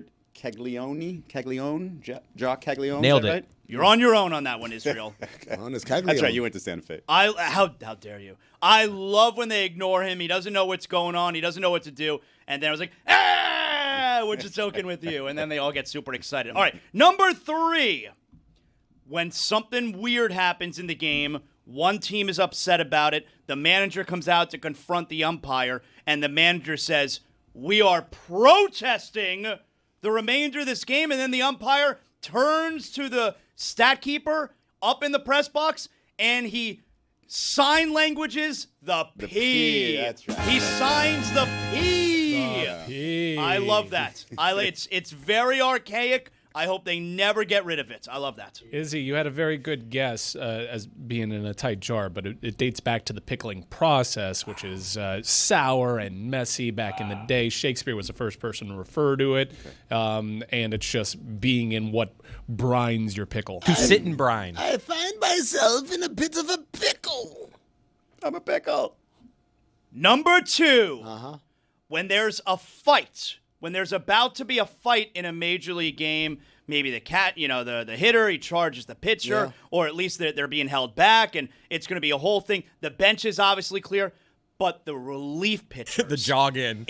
the bullpen, Oh, yeah. when they're running in from the outfield, I love that. That is my second favorite thing in all of baseball. I just imagine they're all sitting there. It's like the 3rd inning. They don't have to warm up or anything yet. And they're just watching the game. They're relaxing. They're chewing their tobacco, whatever. I hope you don't get cancer in your lip. And then all of a sudden, Anywhere else is this fine. fight breaks out and just, let's go! And they open up the door and they all run out. There's love like it. 4 that are into it, and then you see the one guy who's like, "Oh, I gotta go." They're going. You better get to running. and I love that. That was number 2. Yeah. Can we guess? Can we get some guesses on what number 1 is? Because he said it's his favorite thing Well, ever and in it baseball, happened last night. last night. And it happened last But night. I have a guess. It's definitely not my number 1. My number happened 1 last night. is when they're showing the dugout and somebody has bubble gum and they blow a bubble and they put it on top of the head next to him and he's got to wait the entire game to figure out if he's got bubble gum on his You head. make a top 5. This is my top 5. Number 1, it happened last night. The Baltimore Orioles have a pitcher named Seranthony, I think his last name's Dominguez. Does that sound right? Seranthony Dominguez, all right? And he's a pitcher for the Orioles. They had a doubleheader yesterday. They were hosting the Toronto Blue Jays. And in the middle of the doubleheader, between games 1 and 2, the Orioles traded Seranthony to the Blue Jays. Yeah. Wow. Traded him to the team they were playing. Your absolute favorite thing in baseball is when teams have a doubleheader and they trade a player from one team to the other in that doubleheader. No, not necessarily a doubleheader. That's super rare we saw yesterday. Okay. But when teams are playing each other and you get traded from one dugout to the one clubhouse to the next clubhouse, that is my favorite thing in all of sports. Is that a walk of shame? Well, he had to do the walk of shame yesterday. In the middle of the games, you see him walking, in the bowels of the stadium. He's walking to the new clubhouse there, and the road one, by the way, because he was in like a nice fancy clubhouse in Baltimore. Now he's got to go to the one in Toronto. And he's walking past his old teammates as they're getting set for the second game. He's waving in the dugout, hey, guys, and he was called on to pitch in that second game. Yes. Wow, crazy. It's my favorite thing in all of baseball when you get traded to the team you're playing against. I think the Marlins did that with Billy Koch once, where they got him from the White Sox while they were playing the White Sox. I love it. That's not how I pronounced his name. I love that. Koch. Yeah, it was Koch, right? I think so. So there you go. Some people. Good list, right? Great list. It is. I'll have another one for the next hour. I'll have my top 5 favorite things of baseball. You already got a little teaser on an OLI. I don't have a whole list, but there's one thing I love about baseball more than anything. I love that they are on the forefront of cheating. It's the cheatingest ass sport in the world. These MFers have found a way to cheat every single man. Think about all the ways they cheat. Everyone's like, like PEDs, PEDs yawn. All right. Well, what about hey, we're gonna hack the database of our opponent and steal all the scouting reports. That happened in baseball. That was the Cardinals, right? Yeah. Hey, you know what we're going to do? We're going to bang a trash can, and that's going to let us know, hey, I'll wear an Apple Watch. You know what? Why wear an Apple Watch? I'm going to wear a wire. Don't A literal wire. A wire on it like I'm an informant. Dog, there's no other sport that is cheated like this. Everyone else is like, we're spinning our blood in the centrifuge. I mean, who cares, man? These guys are doing it at the highest level, and they always one up. And I'm like, man, baseball's a cheating-ass sport, but I kind of like it. They got all kinds of substances on their body. Oh, my God. They got little files on their body somewhere. The hat is just slathered in Vaseline or whatever that is. It's amazing. Imagine the cheating that's going on now that we don't even have an idea of yet. And then 10 years from now, like, you know what they were doing, right? There was a satellite, and it was sending waves to a Neuralink in my brain. How about when they cork the bat? Corking the bat? Who knew you could take equipment and mess with it and make it, better? Baseball knew, right? I still can't. The hacking one is still, to me, that's tops. Which one? The Cardinals hacked the Astros database. And that's when the Astros were bad, too. Yeah. The Astros were not good yet. This is before all the World Series and stuff. But it's just the idea that, just giving our guys on the juice isn't enough. That's boring. I need Everybody more. does that. Everyone's doing that. Oh, congratulations. I'm trying to think of ways that basketball players could cheat to this level. Could you, there's nothing really you could do, somehow make the floor bouncier at a certain spot so that you can really rise or up? less bouncy. That's or the less dead spots, for the others, at the garden. But then it affects you both sides, Yeah. right? Because you're playing on both sides. That's what of I'm the trying to court. figure out. If there's one thing that you can Something do in that's your just shoes, for you. maybe, but not really. There's not really dude, Like the home court, every time, every basket that the home team shoots at, it kind of grows a little bit each half. And But then shrinks again, you back, gotta- But it shrinks back for the other half. Oh, how about a magnet on the rim, and then you're shooting it on one side, Steph and the Curry. Might be magnet a little too obvious. I've heard that theory from my wacko friends. That the magnets. I have this one wacko friend who's got conspiracy theories for every sport, and he's convinced there's a magnet in the NBA rim. You should have. He's like, him- the Kawhi. How did that ball go in? How do you explain that? Yeah, physics, man. You know what There's he a whole should do? course he can take. You should tell him to listen to Basketball Illuminati, Basketball Illuminati, Basketball Illuminati. Third Say it eye. 3 times. Keep your third eye open. It is the preeminent basketball podcast for people who are into conspiracy. I was going to theories. try to take that same slogan for Oddball and keep your second ball open, but Yep. didn't really They're take. They're both open, baby. never restrict them. Now, Mike, as I said earlier, I'm really excited for Naked Gun. I'm really excited for it. Can I tell you, by the way, right now, early Rotten Tomatoes media score? Don't, no. What'd Don't they do say? it. What'd Don't they do say? it. No? Don't do it just because I whispered in Mean's ear that I got them. Yeah, this is why I was leading. All right. Yeah. Okay. 30 reviews in. That of the day. The show. What'd they say? Certified. That's my gimmick, yo. For the Naked Gun. Tomato meter reads Go on. 100%. Get out of Talking about. here. That's what I'm talking about. No way. That's what I'm talking Who about. are these 30 people? Overrated then. See, Me the and thing me is dad about the and- Naked Gun movies and that style of comedy, it's a laugh a minute. Hey, every line is just a setup for another punchline. Those movies have aged with such grace. Of course. When's the last time you saw one of them? I last saw a Naked Gun movie last year. I revisit this For me, it's at franchise. least 25 years. What? Yep. You haven't seen it? Dude, Hold on. I'm on an algo That's too that Enrico shows me, like- Palazzo. You haven't seen that in 25 years? How have you not? I don't know. I watched half of Airplane about a decade ago. That's the Really? most recent. Airplane is goated. There's so many on, good man. jokes in You Airplane. miss every time I watch it, I pick up a new one. These people need to be taken to a hospital. A hospital? What is it? It's a big building where sick people go. But that doesn't matter right now. Airplane holds up good? Of course. yes. All right, boys, let's take some pictures. Smoking or non-smoking? Smoking, please. Tickets on fire. Excuse me. I speak jive.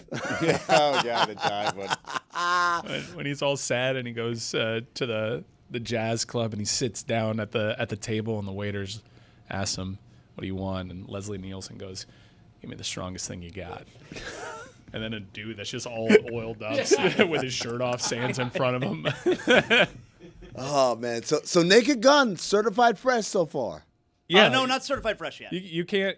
Well, I mean, 30 reviews in, 100%. This is very promising, and Hollywood is watching this one with a very curious eye because comedies, big tentpole comedies, they're not getting greenlit anymore. These things are having short theater runs. We talked about this a little bit with Friendship, especially the R-rated comedy.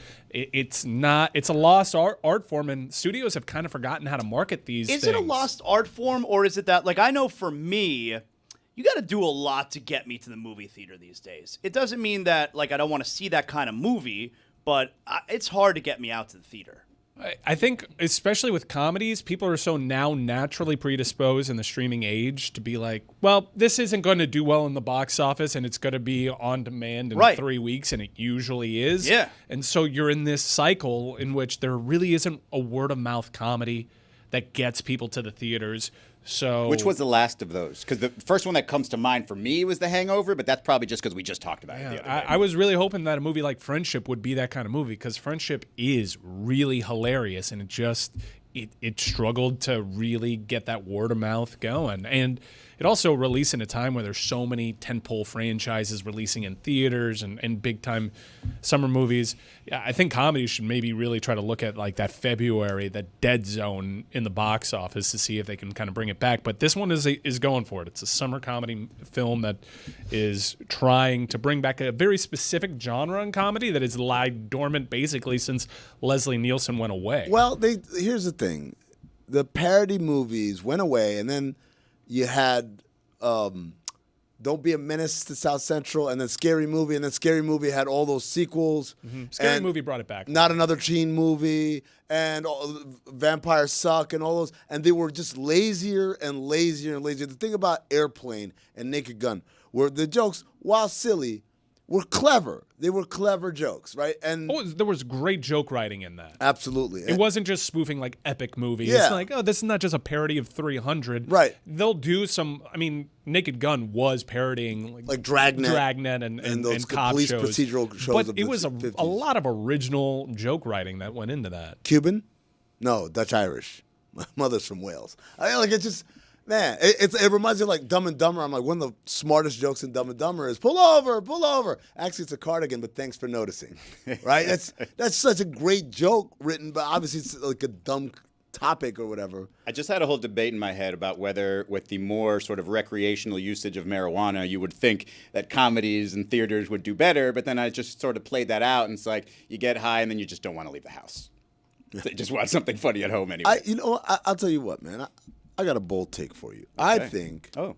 the comedies are coming back. I think this movie is going to be incredible. It's going to set all types of box office numbers from like the last decade in terms of the comedic, the straight comedy movie, no special effects, no CGI or anything. I think part of the reason why these things really haven't taken off at the box office is because they're just not being made. Like, think about just what you do at home. You're also not really watching comedies at home. If you're watching a comedy, it's something that's proven that you've loved, that you're revisiting from 20 years ago. The new, fresh comedy, very rarely something that you do. Occasionally you'll get, like, Ricky Stenicki was okay. That was all right. But Happy Gilmore more recently was something. Another bold take. You know what Happy Gilmore 2 sucks. Nah, that's not that bold. You know what I just thought of is I actually saw Eddie Murphy Raw in a movie theater. I was 9 years old. I shouldn't have been in there. But Eddie Murphy Raw in the movie theater. Like that. Oh, that would have been a stand-up comedian. That would have been crazy. Yeah. That would have been crazy. You know what? I got a bold take for you. I don't think it would have been as funny in the theater. I think the part of what made Raw so great, well, at least for me, was you got your hands on a tape, and you're not supposed to have this tape. Because I saw it as a kid, and I'm like, oh my God. Yeah, so my experience was similar, but it's because my aunt and uncle, my cool aunt and uncle, brought me and my older sister. So we were like watching something that we like, oh, am I supposed to listen to this? And it was pretty fun. I don't know if you guys saw what came out yesterday, the report, because you're saying that the Naked Gun is going to come and it's going to save comedy. Yeah, and my that bold take. Happy Gilmore 2 was terrible. I don't know if you saw the report that came out yesterday, but Netflix released that it was streamed 46.7 million times. So I did some math on this, and I figured, okay, 46.7 million. Mm-hmm. You know, that's not people that watch it. Some people watch it 2, some people watch it 3. So I said, you know what, like, we multiply that 46.7 million by, let's say, like 1.5 more or less average, right? Then you get a number of people more or less that watch it. And then if you multiply that, I looked up the average ticket price is like $16.08. Isn't that that's crazy, kinda by the pricey. way? So well, that's the national average. Is it? It's Yeah, like that's- $12 by my house. Well, you're on the lower You know how end. averages work? Yeah, thank you. Thank you, Chris. Wow. Of all people. That's a bold take by you, That's Chris. crazier than Tony correcting Billy's grammar. So you multiply that by like 16.10, let's say. So 16.10 for a movie ticket. I'll tell you this, by my calculations and how movie projections go, Happy Gilmore was the biggest opening ever. It made $1.1 billion first weekend. That's a bold. I take would by say comedy's back. I kind of want to see how long you can go with the bold puns I'll tell before you, I jump in. It's not even a pun. I just keep saying it's the boldest take because we're trying to do a thing here, and all of you guys keep running over it. Thank you, Amin, for that seamless transition. It's I knew the boldest. exactly what you were It's the doing. boldest take from Boost Mobile, and of course, presented like I just said by Boost Mobile, the newest 5G network in the country. Bill Joel doesn't have the pizzazz that Billy Joel does. Hi, my name is Ari. I am calling from a payphone. My hot take is that Denzel Washington is not a good actor. Oh, All right, I'll hang up and listen. yeah, you hang up forever. Hi, Justin from Seattle. How come in fantasy football they don't have offensive line as a category? You can pick a whole defense and special teams, but you can't pick an offensive line. And there's plenty of great stats that they can gain and lose points with. Thank you. This is Josh calling on a mobile from North Carolina. Who is Ray LaFrance? Who is Ray LaFrance? Who is Ray LaFrance? Who is Ray LaFrance? He had a good career, but he wasn't no Shaq. A better comp would be Michael Doliak. Who is Ray LaFrance? Who is Ray LaFrance? Okay. Who is Ray LaFrance? Who is Ray LaFrance?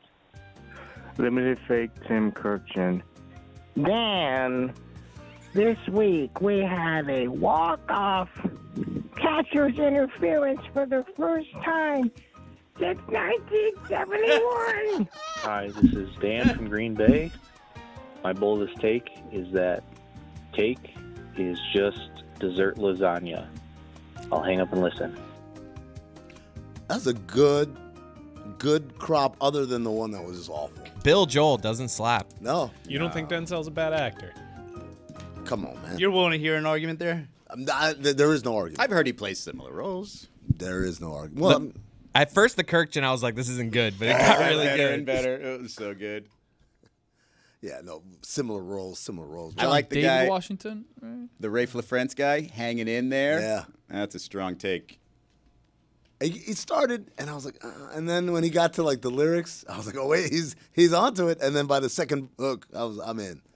Offensive line and fantasy, how would that work? I really like that idea. How would that Not work? bad. You go with like a rushing yard threshold. You go with sacks allowed. That's negative points. That is one way to boost up your running backs, I guess, if you're like a running back threshold, but also negative points, right? Sacks allowed, negative plays. No. Then you could do the combo like you do with quarterbacks and receivers. You could get offensive line, running back combos. So Stack. so the offensive line, fantasy wise, would just be able to hurt you. They can't actually help you. It's just negative points for bad things. If you that get happen. like Similar to 200 defense. rushing yards, you get bonus. Similar to defenses. It's also like, well, what could have been? I just get like 4 points when this guy's got the Eagles and they're racking up 25. If you have one of those teams that runs an offensive lineman, you get the touchdown regardless of which offensive lineman it is or throws to an offensive And if a lineman. fat man touchdown, Oh, I'll tell you what it is. You saying if someone rushes 200 yards, I say no. It's anytime there's short yardage because that's really when the offensive line comes in, right? It's like it was a goal line. Fourth and one situation. Fourth and ones, yeah. You How get many a point fourth and for ones you that. converted? One or two, yeah. Yeah. How about that? I would never be in that league. Yeah, it's a losers league. That is ridiculous. Offensive line league? And don't even get me started on IDP. You know what Please, IDP is? IDP, give me a break. Individual defensive players. I would never be in your league. Don't ask me. Chad Greenway had 19 tackles and I lost because he had 19 tackles. Who gives a I had Patrick Willis once at his peak. Oh, loved it. That's a garbage league you were in. Everybody knows football's quarterbacks, receivers, running backs, Yeah. tight ends. That's it. But everyone knows fantasy football's that. That's right. D'Amico Ryan, so what a snag. I've never played an IDP league. I'm with you there. Good. That's Good a for little you. crazy. Too much. It's just too much. IDP isn't an individual development plan? Like that's an HR term. I don't know. No, Maybe it's a Doris. There's fantasy just certain term. words I just don't know. Yeah. Like I'm never gonna know what racketeering is. Just don't tell. I'm just never gonna know. Really? You can tell me right now. I won't remember. think it's it an 5 Olympic minutes from now. sport. Yeah. Racketeering. Yeah. They do that in the Olympics. Did he got a bronze? Like, Oh, he's No, gold he didn't medal. even place. He didn't even place on Rico. oh, that's right. Rico, man, Rico's such a cool look. Rico much better. I don't want to get caught with a Rico charge, but it kind of sounds cool. If I'm gonna get Amin accused- Hassan, part of this Rico. Rico, man, they got Wow. they hit him with the Rico. I'll also never know what that means, but it feels like more Hispanic people do that. No, that's for mafia. That's when the police, they're trying to put together a case like, we could get them on a Rico. A Rico. That's very exciting when It that does happens. sound a little racist. Now that I does. think It about really does. Hey, Rico, you're going to jail for a long time. Listen up. Time to think fast. Is this a real or fake podcast? I feel like I have a good hand this week. I don't like the lack of pageantry. We have a new contestant. There you go. Izzy Gutierrez, what do you do for a living? I guess podcaster. Well, that makes sense with this game. First one, In the Trenches with AQ Shipley. Wow. This one where the title is fine. It's the player that's intriguing. Super Bowl champion AQ Shipley. Okay, there's Would he more be information about him podcasting, than I've though? ever known. Would he be podcasting? Give me the headline again or the title again. In the Trenches. In the trenches. a I'm gonna good say that's podcast too name. easy. That's a good podcast. I don't like that name. Zaslo's on the computer. I'm gonna say fake. I'm gonna say fake I'm- podcast. I'm gonna say real. In the Zaz? Trenches is a great podcast name. Zaz, what are you doing? No, I'm looking at something completely unrelated, actually. Yeah. Looking at a We Sidney doing Sweeney ad. Yeah. Yeah, I'm learning a little bit about a Rico case. Okay. Well, in the meantime, do you think In the Trenches with AQ Shipley is a real or fake podcast? I'm saying real.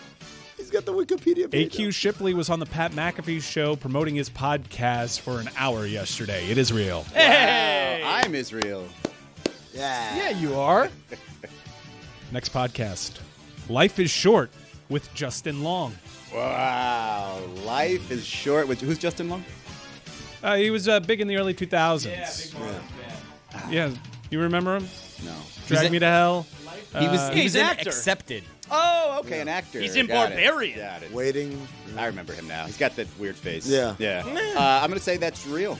Life is Short with Justin Long. Amin? I'm gonna say not real. I don't think Justin Long has a podcast. I'm going not real. I don't think it's a podcast.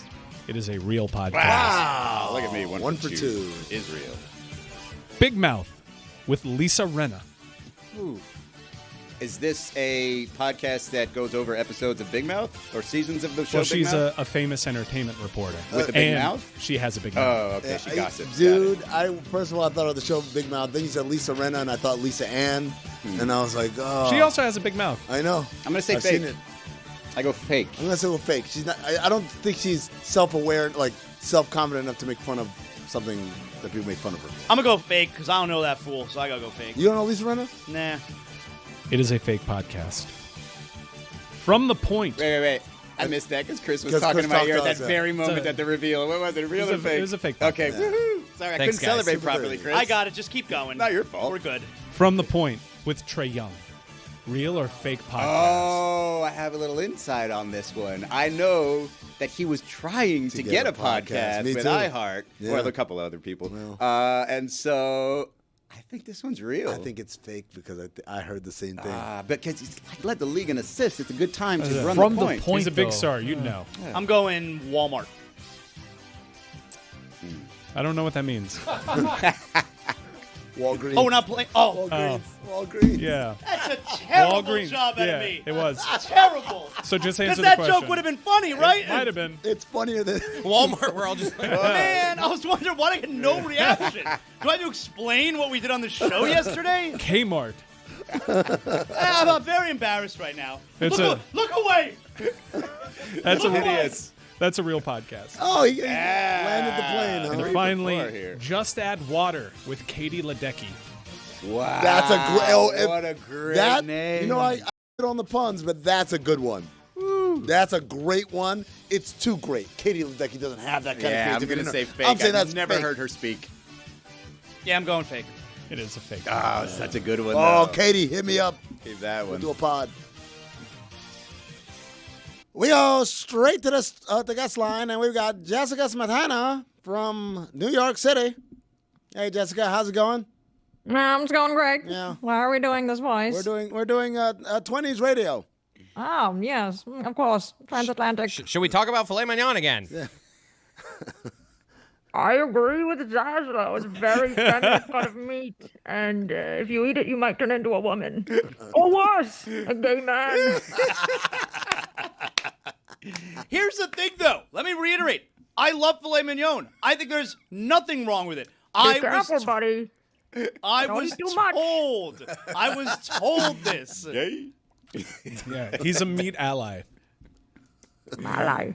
Malai. All about the bone, this one. Order a raw porterhouse like a man and throw the filet out. And eat it with your hands, Don't right? cook it. Bare hands. Raw.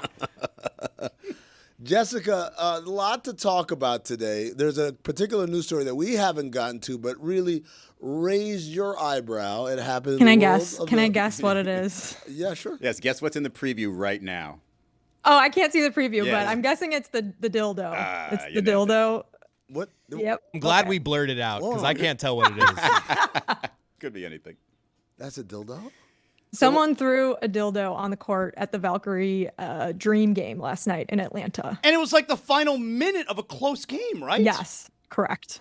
Don't you have to go through like detectors when you Yeah. get into these arenas? Do you think that I somebody? know. Was Where do you just think he like, was oh, yeah, hiding it's it? totally I didn't know it was a heat. Also, dildos, metal? No. Well, there is a bag policy. I don't know what the Right. specific bag policy of this arena is, but So I you're imagine either holding it out in the open, you've got it somewhere in your person where Or- it kind of sticks out, Clear maybe in the bag. Hold crotch on. area. What You're do- trying to get yeah, some looks. what if you do it down your pants, down the side of the Seems leg? like the easiest thing to keister. Keister. Why are you That's a bit keistering? much. You don't have to do that. Just put it right there on the thigh and be like, hey, man, Yeah. what do you want from me? huh? Someone just catches the imprint. They're like, whoa. Practical use. No, but if you're keistering it, Nah, but then when you throw it, it's got all types of yeah. Debris. yeah. It is the more fun debris. way, just not the more efficient way. I like this is our angle. Like, how did they smuggle it in? How? If it's not metal, you can just bring it in, right? I mean, were you just asking Jessica how they smuggled it in? Sure, she's on the story. I have theories. I mean, so when you go to a professional sporting event, most of them you can only bring in like a small rectangular belt bag now, or you need a clear bag at some arenas. Yeah. Or you just shove stuff in your pockets. Like whenever I go to a game, I'm like, I have got like lip gloss in my back pocket, phone in my front pocket, keys in my other back. Like I'm just like, just carrying it all in on my body. But yes, I mean, to your point, they must have had to cram it into a smaller bag that security didn't look at, I suppose. I've got a theory. I got a crazy theory. Perhaps it's a bold take. What if they didn't try to hide it at all? Yeah, it's in my clear plastic bag. What's this? It's my dildo. Like what? This whole thing? It's not metal. Yeah, like I have a hard time believing on the list of things. You know, there's a sign outside the building. You cannot bring in alcohol. The things with the circle and the line through it. It definitely doesn't say can't bring in dildos. No. How did they smuggle it into the Bills game a few years ago? Remember when that happened? They do that all the time, though. It feels like every year somebody's throwing a dildo at a Bills game. Is there a message that comes with throwing the dildo onto the floor? Message or is in a bottle? Look, it's a fake penis. You know what? That's a good question. I'm going to look up the meaning of throwing a dildo. Because especially at a women's basketball game, right? Like this game sucks. Boom. Dildo. I guess Here's a dildo. We're a step closer to equality. Because dildos are flying. Also, the choice of color. Lime green. Bright. That's going to show up on TV. Yeah, I would have gone with flesh. Maybe you know how like it's a thing back in the day where if a comedian is bad, like you throw lettuce at them or you throw like a tomato at them. How far back in the day? Lettuce. Back in the day. I mean, you do look like Gallagher, so. Like, is it possible if it's a terrible game, you throw dildos? Is that what's happening there? Well, to your point, it was a good game. Yeah, it was a good game. The Dream are a top 3 or 4 team this season. The Valkyries, this is their first season in the WNBA, but they've been very good, very underrated, I guess you could say. So it was a tie game. It was close, and this caused a pretty long delay. I was watching the game, and I saw something flash by the screen. Hold on. Did it hit a drink? I think they were trying to figure out who threw it. I think it might have, like, I saw one post-game interview and the players were like, well, it almost hit someone on the team. So I think they were trying to kick the person out. You're just going to pick it up?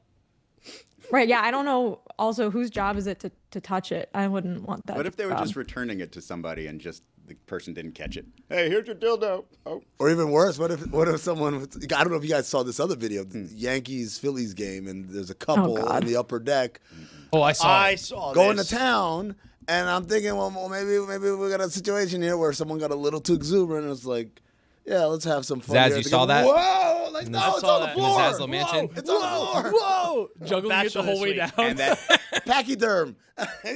With the pizza. The punishment should be if you throw that on the court, they find who it is before they start the game up again, and they make you go down in front of everyone and pick it up, and then walk of shame you out of the arena. You pause very slowly after go down. They make you go down like, ah!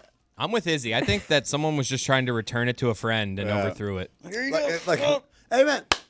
Over here. Catch. You got them borrowing that like sugar? Like they texted each other earlier in the day, hey, when can I give this back to you? I'm going to be at the game tonight. Me too. What if it's the beer guy? Got your head fresh dildos, hot fresh over there. Maybe because there used to be a Marlin at the Marlins game, a guy would sell peanuts, and the way to get the money. Sell what? Peanuts. And the way to. He would toss you the bag of peanuts. The guy with the big elephant. Yes. Oh, no, that's the beer guy. That's a different guy. It was the guy with the fake glasses. R.I.P. He was like wearing like a fake The glass guy and with nose. the elephant. He would throw and elephant then hat guy's gone? Yeah. A couple years ago, I think. He would throw you a tennis ball with a little slit in it, and you would put the cash in the tennis ball, and then throw the tennis ball back. Way ahead of his time. Maybe there was a little slit in the dildo, and it was like a beer guy throwing, hey, throw you the dildo, put the cash in it, chuck the dildo back. Better surface area to catch, right, than a tennis ball. It's a little too small. Sometimes people can't. That tennis ball thing was awesome. Replace the fine bucket with that. Aerodynamic. You throw it, gets spiral. Chris, that is a very silly theory.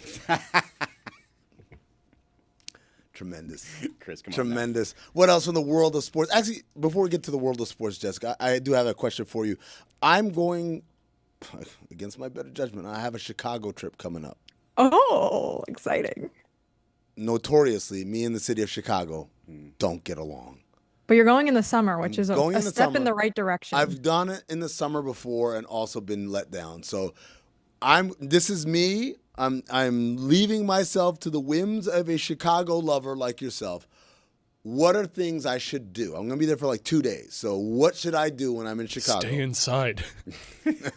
Board up. Thank you, Zagaki. Is I Crook think Ron Emanuel still there? Crooked Rum Emanuel.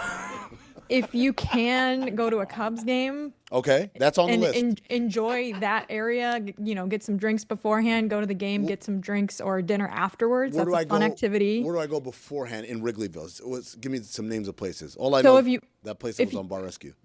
Wait, which place was that?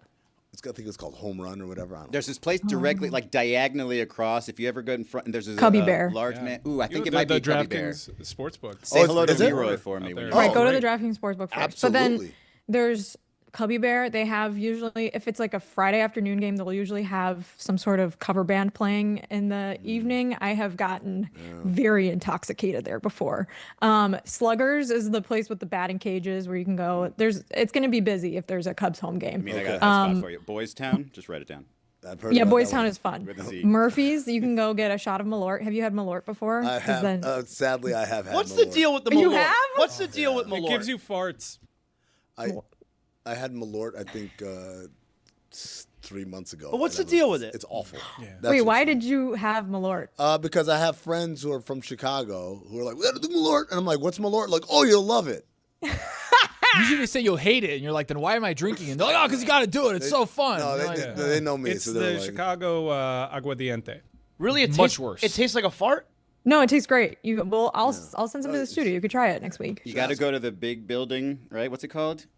The Willis Tower. Willis Tower. Which Thank build? you. Which The big big building? That's only the one. The big building. No, there's the There's a Hancock great building one. too. I know all about it. Willis Tower. It's the big building. Let me just be clear here. Beautiful I don't building. need your non-Chicago ass. No. That you're Googling. You're No, Googling no, it. no. Izzy, what the I'm Izzy showing you goes every pictures of June where I went, for and Pride they have and the Best sky restaurants deck. in the Are you world. doing a handstand? No, Anthony is. They have the sky deck where it's like full of glass, and you're overseeing the city, and you can do Yes, any that's kind at the of crazy Willis Tower. poses. I think no, I don't do the that. Hancock Camera building or has something. People wanna see. a I don't like that. bar. I'll send it to them. Wait.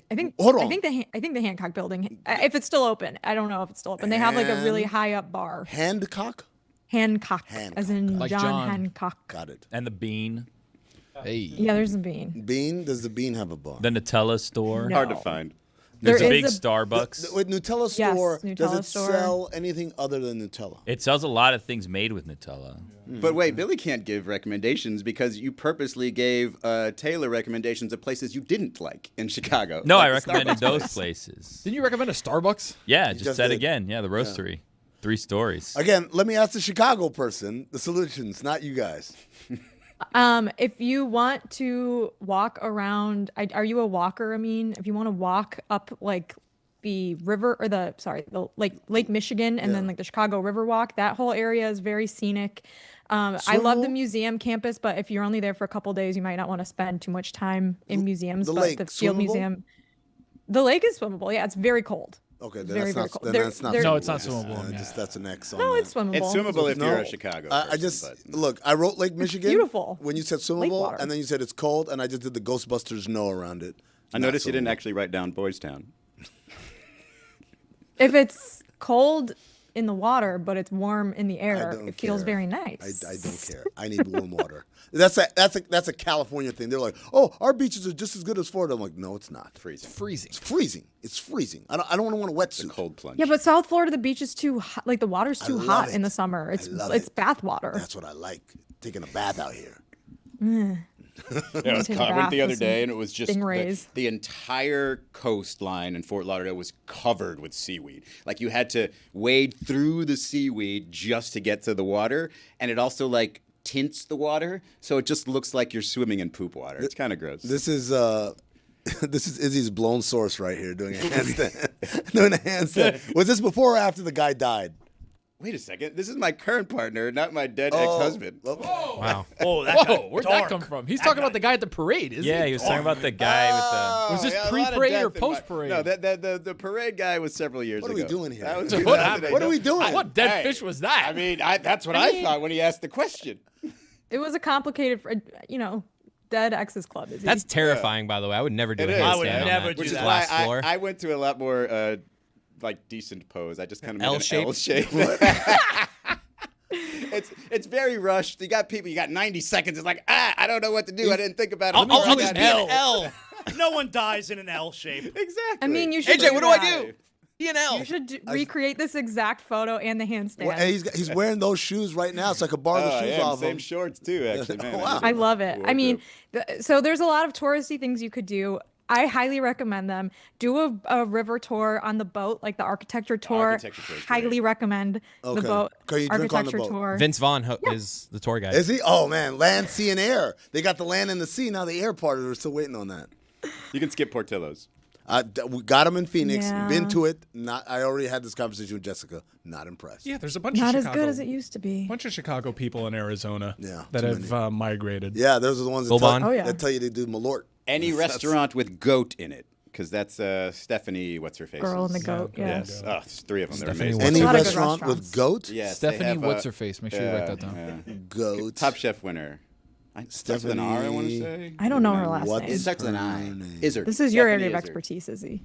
I'll ask Chef- Tom Haverstraw, who hosts the most popular Top Chef podcast. It's called Pack Your Knives Wherever You Get On the podcasts. planet, by the way. Yeah. Can I change the real? subject back Yes, to that's something that you guys were talking about earlier that you didn't mention something Are we from? done with the Chicago suggestions? Ooh, all cheval or small cheval for burgers. Excellent. They have that in New I'm sorry, York it's now called? too, though. All cheval All Oh, sh- cheval. all O-A-U space A-U. cheval. A-U, or small cheval. cheval. Small cheval. What's small cheval? That's close to Boys Town, actually. It's like the little. There's a couple of them now. I think it's like a little diner. Is it version of like a cheval. life-changing burger? Or it's like it's a burger. Really good burger. Okay. Jess, what else did you want to talk about? Seriously, we got means like travel tips already out the way, right? We're good. Sorry, guys. Maybe if you stopped interrupting, I would have got these answers sooner. What else This you is got the for most us? pleasant conversation about Chicago I've ever had with Amin, so I'm enjoying Trying. it thoroughly. See, I'm open. Liam Neeson reportedly in a relationship Yes. with Pam Anderson, his co-star You've gone Yes. in Naked Gun. Not a You guys relationship. did not mention. No, We're just talking. no. It said they were sincerely enjoying each other's company. No. I read a whole article. I think they were on the Today Show, and the host like directly asked them, like, "So you guys a couple or what?" And they were being so weird about it. I think it's because it's all a stunt, right? I mean, that's what this all feels like. No. You believe it, Jess? We believe in this? I believe it. I don't believe Katy Perry and Justin Trudeau are dating. That was another report That's that I Pam read. Anderson. Yeah. Wow. I haven't seen her face. Does not look familiar. Well, it's because she's. I think she looks pretty good, I'll be honest. She famously is like going no makeup. That's like her thing now. Oh, okay. And, doing and that for good, a while, good yeah. for her. She should Yeah, have she been doing looks that for great. a while. She looks great without makeup I think she on. looks really good. I agree. I didn't say she looked That's good. why- I said she was unrecognizable. That's why. yes.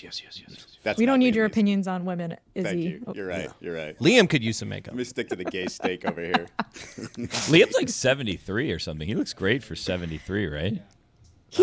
He is much older. I was watching Father of the Bride for the first time a couple good. weeks ago, Which and Steve one? Martin, the first one, the Steve Martin the second one. one, because the first Also. one was in the 60s or something. Okay, the reboot then. The first version of the reboot was Steve Martin. He is 42 apparently when they filmed my it, and God. he is so gray, like not gray. He's his hair White. is so All white. white, yeah. Steve Martin might be And- the best Mike Ryan trick of just look old when you're younger Early. because he looked like Yeah, 'cause he now looked he good looks- at he's- 30, 35, but he Still still looks looked 42, older. kind of. I thought Larry David's the king of that.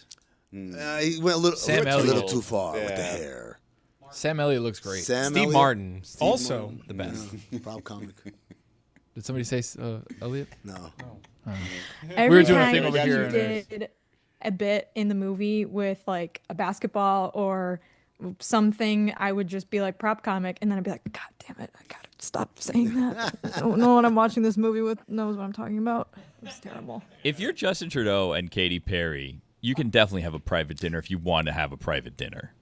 Like getting caught by paparazzi having dinner together for is sure. very much like, okay. I mean, he's a former prime minister. I don't know. There's a lot of privacy there.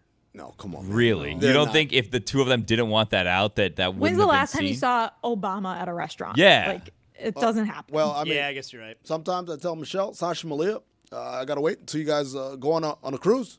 And then I've got the whole house to myself. And I can Bachelor Week. I Chili's, can 2 for eat whatever 20. I want. What do you eat? they went to 3 different locations. Well, I'll go to a steakhouse first night, date night, put on a collared shirt, sit at the bar. Obama seems like a filet guy. What kind of steak? Well, no, I don't know if I'd have filet because I've heard. It's not my opinion. Heard from some folks across the aisle. I thought you were an ally. Some folks across the aisle said it's a feminine cut of meat. Bastards. But I got some confirmation from misogynist Bain that it's all good. So second night, I had pizza. You know what I had on it? Whatever I wanted. Balls. Whatever I had meatballs on it. That's right.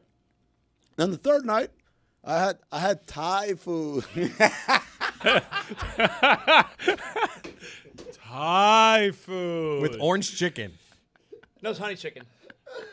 Chicken fried rice. With an egg roll.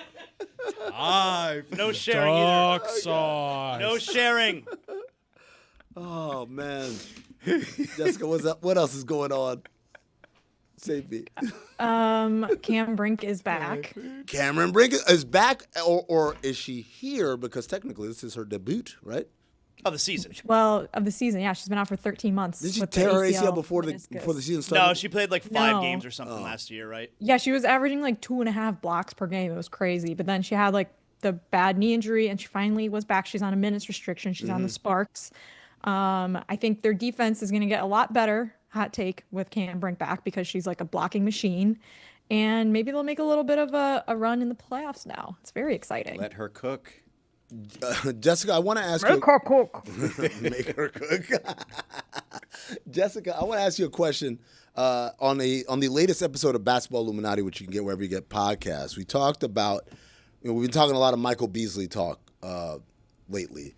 And one of the things when we were talking about the Michael Beasley case, we went into the Jonte Porter stuff, and Jonte Porter was able to affect unders on prop bets Malik on him. Beasley. Yeah, I'm sorry, Malik Beasley. Okay. Michael Beasley's his dad. Malik Beasley. But Jonte Porter's able to affect unders by having injuries and then leaving early. Mm-hmm. And so it got me thinking about the WNBA. And first of all, it's way more financially vulnerable of a population, right, of athletes than NBA players. Do you think it's possible that there could be a gambling scandal within the WNBA? I mean, just theoretically. I'm not saying Theoretically, sure. I mean, there's been gambling scandals in like college baseball and like a ton of sports with, less eyeballs. So yeah, I mean, theoretically, I think anything is really possible with this stuff. It would be obviously terrible if that happened, but you might not find out about it for years, like in this case. Yeah. Yeah. Jess, let me ask you something I saw about Paige Beckers the other day. There's this weird clip that was circulating online where the coach is drawing up a play, and everyone's like, you know what I'm talking about. Yeah. And everyone's dissecting, like, Paige Beckers looks like and she doesn't approve. Yeah, all the teammates kind of looked zoned out. Haley Jones and Paige Beckers were both just like, oh. I feel like it's kind of unfair, that clip, but I don't know. Like, am I missing something there? Do they not like the coach? Yes. I think Wings fans don't like Chris Colclanis because it's like his first year. He's a younger coach. I think they it is a tough name to say. All of the first-year head coaches in the WNBA this season, including like the Chicago Sky's head coach, they have all within like the first 3 games of the season. A lot of the fans have been like, "Fire them! They suck!" And it's like, whoa! It's like their first time being a head coach in the WNBA. Like maybe give them a season to see if they figure it out. Like it happened last season with the Indiana Fever and Christy Sides. Like were they terrible at the start of the season? Yes. Did they get better throughout the season? Also, yes. I mean, they were pretty good when the season ended compared to where they started. Maybe she should have gotten a little bit more credit, but fans were like, fire her. And eventually the Fever did. Incidentally, like this, I've seen a lot of fans also unhappy with Steph White, who replaced Christy Sides at Indiana because they haven't finished games well, I guess you could say. But Caitlin Clark seems to like her, right?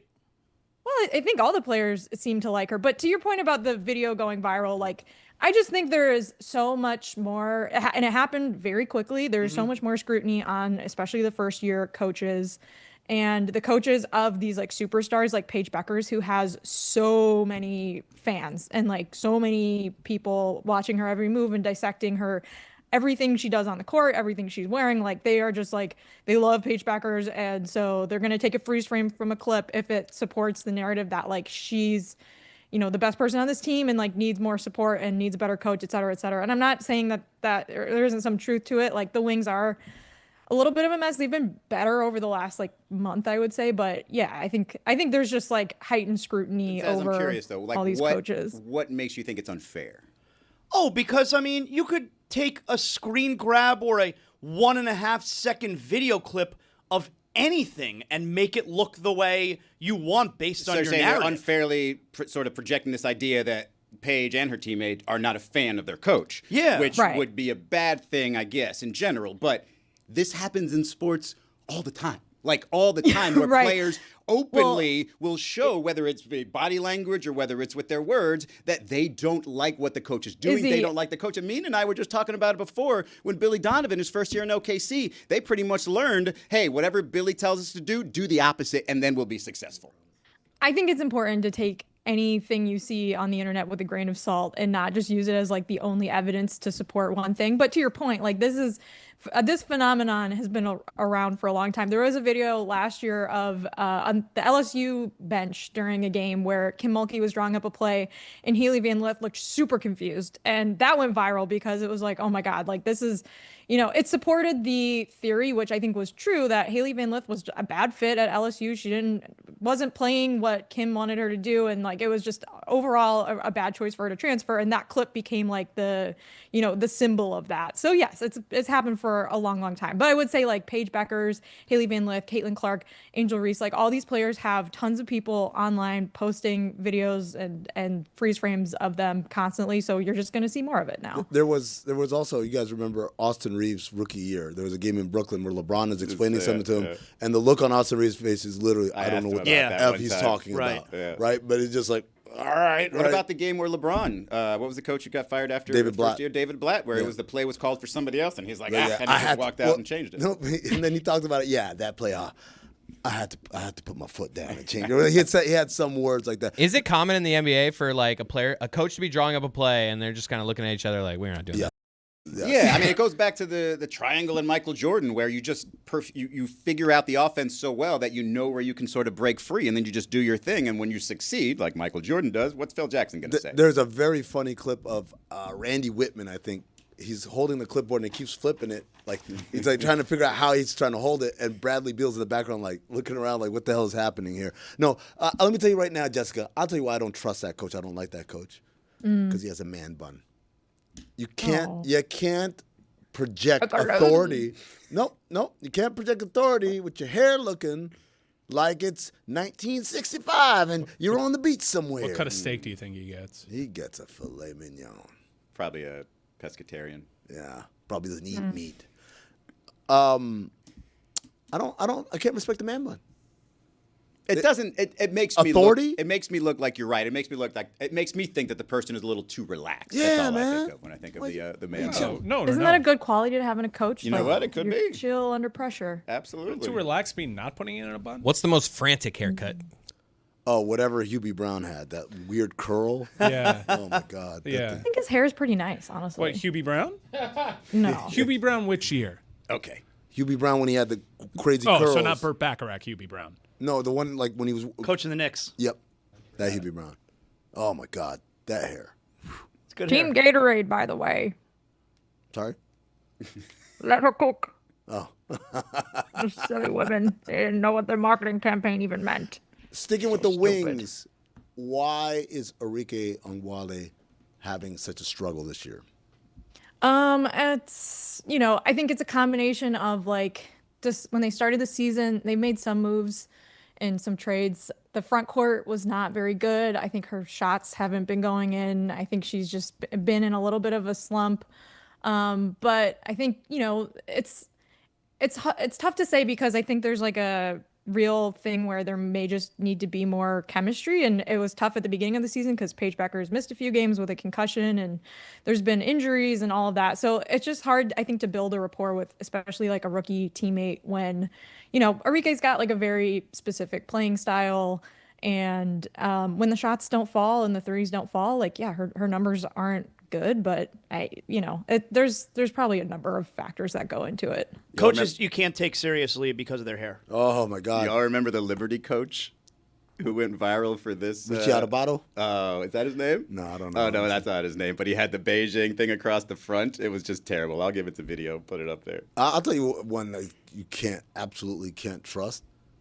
Rex Ryan's brother. The reason why Rex Ryan was a head coach and Rob Ryan was just Rob Ryan. Do you guys remember the interview clip we played with Rob Ryan that was from last year? He's like the USC linebackers coach now, I believe. And we need to bring that back before college football season. I love Rob Ryan's hair. It is luxurious. That's why he's never been a It's head a coach. coordinator hair, not a coordinator not a hair. head That's coach not head coach hair.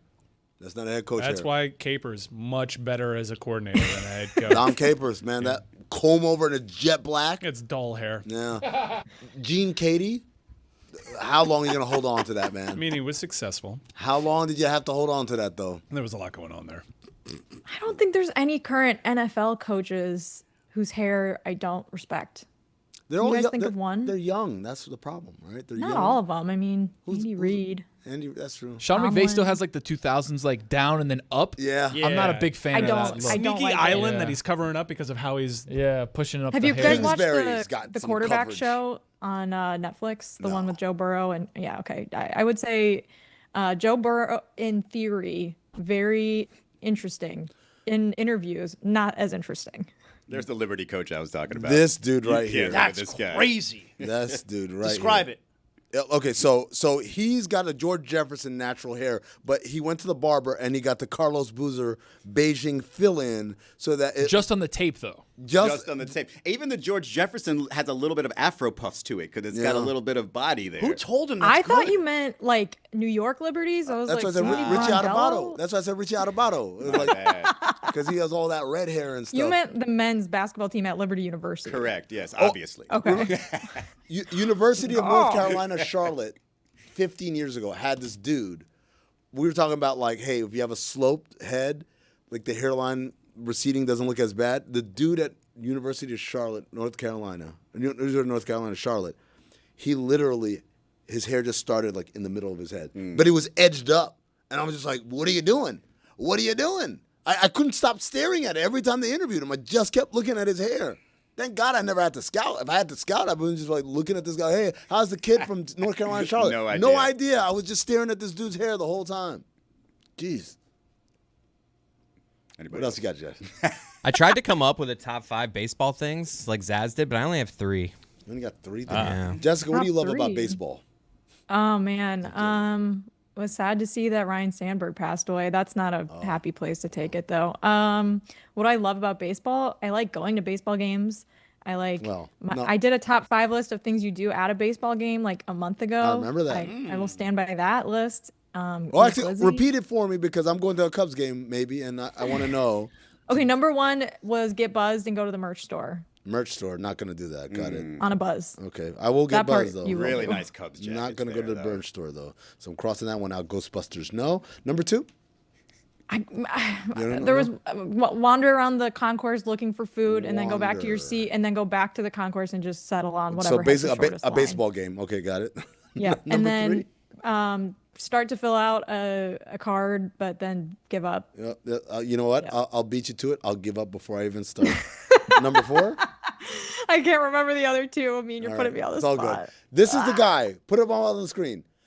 This was his hairline, and I was supposed to be able to focus on something else.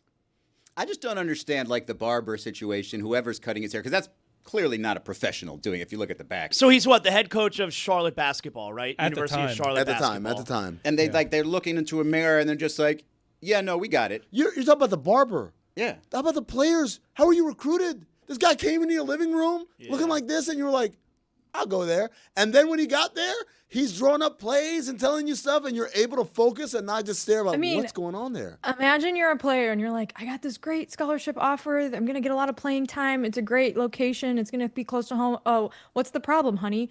Well, Mom, the coach has a bad haircut. His hairline Crazy literally distraction. starts in the middle of his head. He would look good bald too. He's got a nice shaped head. And also, I think you're missing the point here, Jessica. It's not what's the problem, honey. It's I'm not letting my baby play for no man who looks in the mirror every day and thinks that's all right. You got to You're have a saying that self-awareness. the mom's like, sorry, honey, I didn't hear you. I was looking at the coach's. Let's take out a loan instead of a scholarship because of his haircut. I mean, that man woke up every day and said to himself, you know what? I'm good to go. That right there, bad decision making. I do not want him leading my child.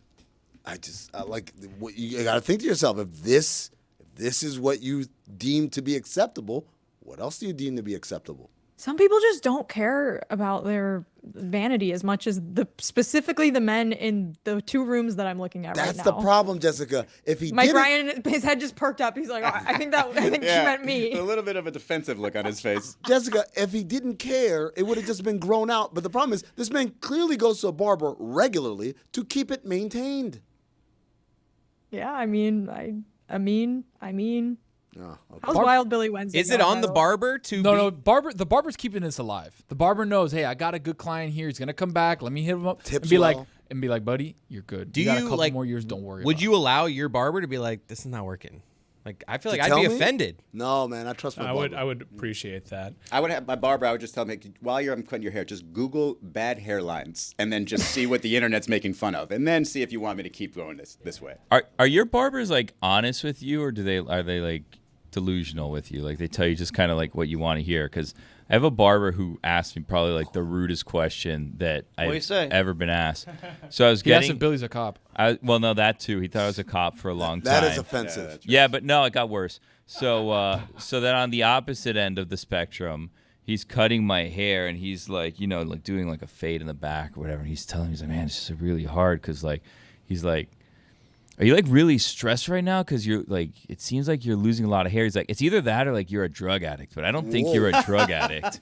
And I was like, nah, well, this isn't the most stress-free haircut at the moment, but guys straight up asked me, are you a drug addict? Because your hair is bad. Stugotz is traveling a lot. Dan texts me at 6 a.m. 6 I a.m. guess you could say I'm stressed. Yeah, late.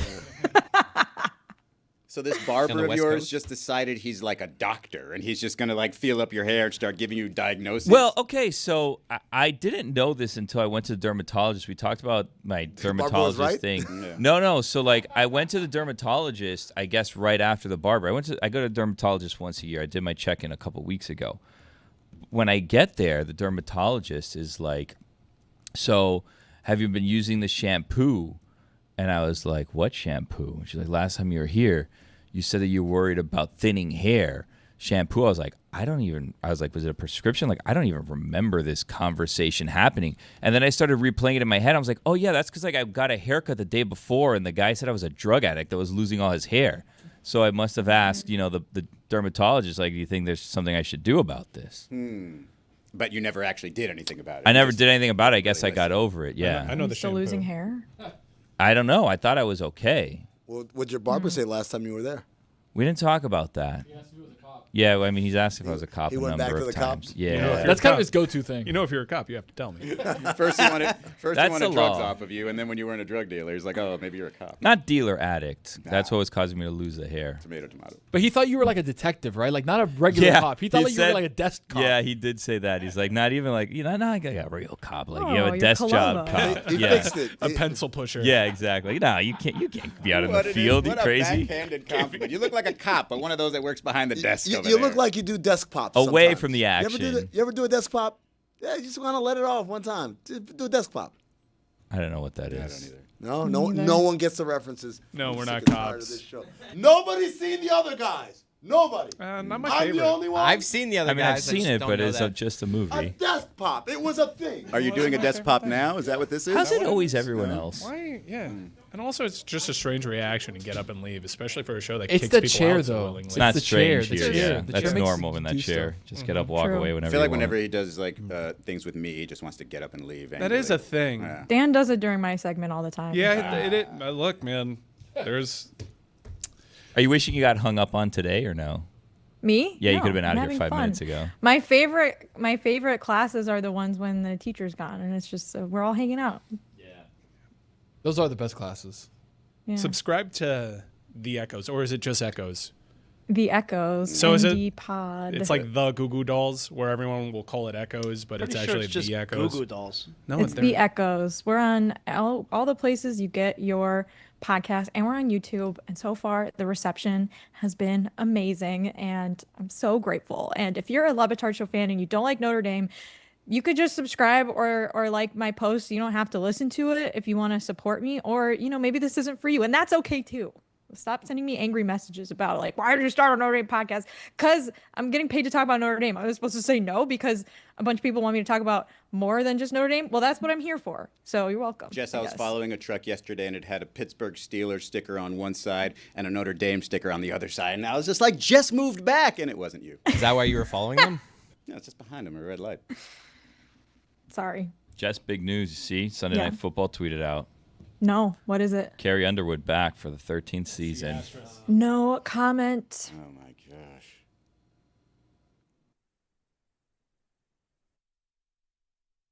This segment is brought to you by Comcast Business, powering the PGA Tour with leading networking, connectivity, advanced fiber solutions, and expert partnership. And guys, this is big. We have the Comcast Business top 10 in the PGA Tour.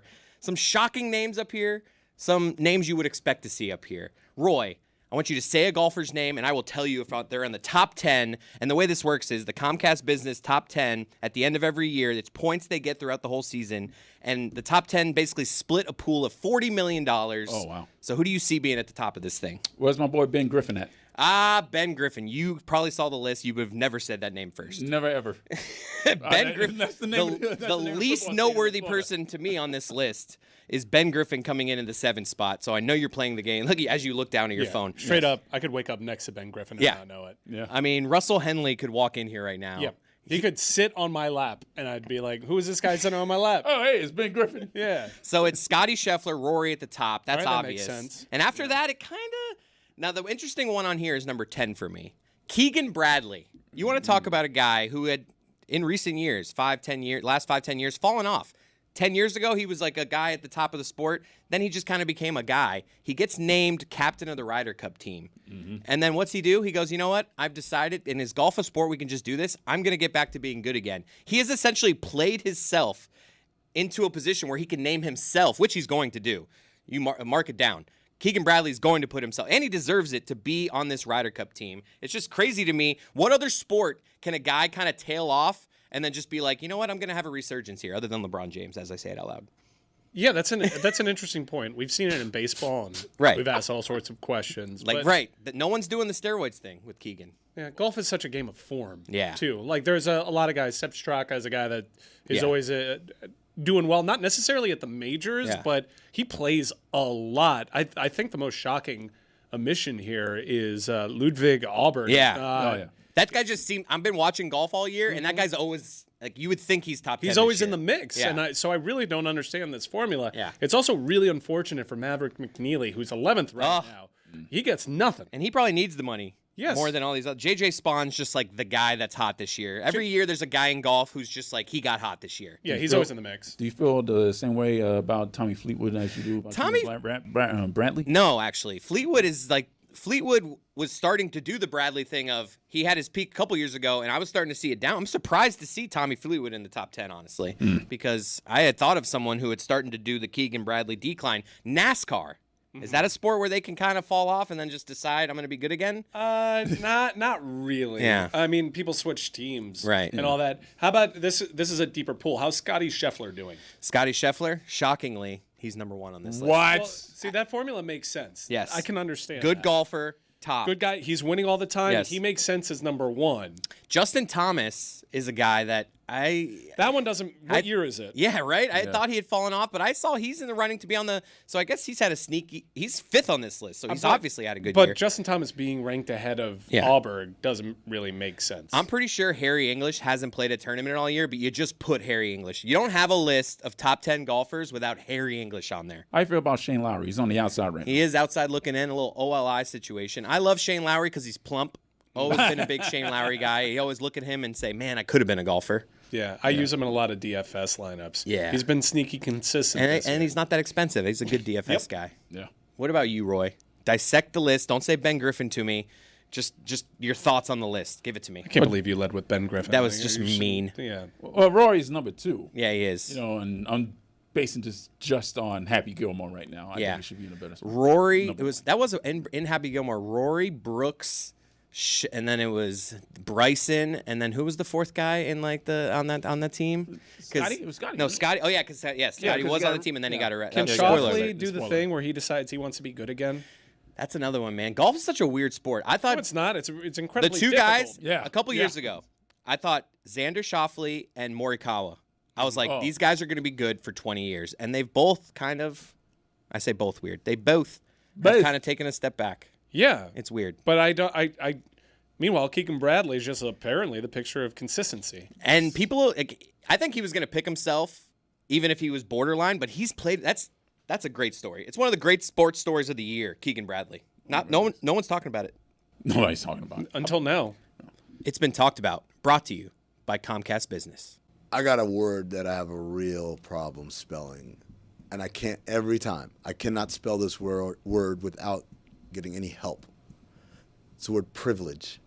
I don't know how to spell privilege. What? That's a tricky one. I don't know how to spell Like, privilege. do you put a D in it? Is that why? No, it's the the extra I? It's the I or E. Privilege. Privilege. Privilege. I don't know. For me, it's etiquette. How many T's? Where do they go? I don't know why, but I'm just more surprised that you find yourself texting that Etiquette, word often yeah. enough to know that you can't spell it. I'm a big etiquette guy. Well, you're in luck, boys. Etiquette guy is what you are. Because I have a top 5 that revolves around this very issue. Yeah? It's a top 5 list of top 5 words that people rely on their phones almost exclusively to spell for them. This is interesting because everybody has these words, but people are judgy because you could just feel it right there. Yeah. You guys were judging me for saying like I know how to spell privilege. No. I was judging you for using the word etiquette. Oh, so you think etiquette is actually a good example of this? No, it's a great example. But what's surprising is you using that word because I would just assume you didn't know what it meant. Like you texting the boys, that's poor etiquette, boys. That doesn't really fit. One tough one that I always have, and I don't want to spoil it if it's on your list. Restaurant. I heard that a lot. Where does you go? Restaurant. I'm judging. That's an easy word for me. A restaurant. All right. AU. Not that hard. Surprising to me. So far, my top 5 list is clean. No one has guessed anything on it. Cool. So I'm encouraged is by it this. Just 5 or we had an OLI? I have one OLI. Okay. Conscience. Great one. Conscious or conscience? Doesn't matter. Both of them. Conscience. Conscience is how I spell it. I literally mouth out in my mind. Conscience. All right. Here we go. Number 5. Wednesday. See, but I'm judging because I just have always said Wednesday. Is that because you don't know how to spell it or because it automatically pops up when you hit WED? Look, man, do what you want with this list. It's a top 5 words that people count on their phone almost exclusively to spell for them. Yeah. Okay. Number 4, February. Another one of those. February. Yeah. That's right. Brewery. Brewery, yeah. Brew crew. We get to the nitty gritty. Number 3. Separate. Gotta keep them separated. I'm not even sure if autocorrect's correct on that one. Yeah. Separate. You ever have that where Is there an A? Is there 2 A's? Is there an A? How many E's? Ever have that where autocorrect lets you down?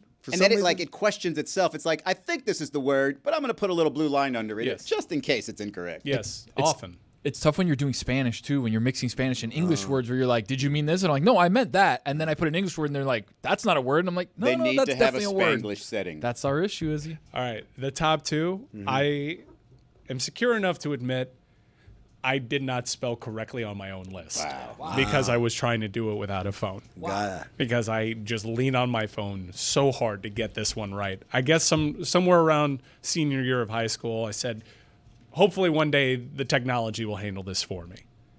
Number 2 is embarrass. Man.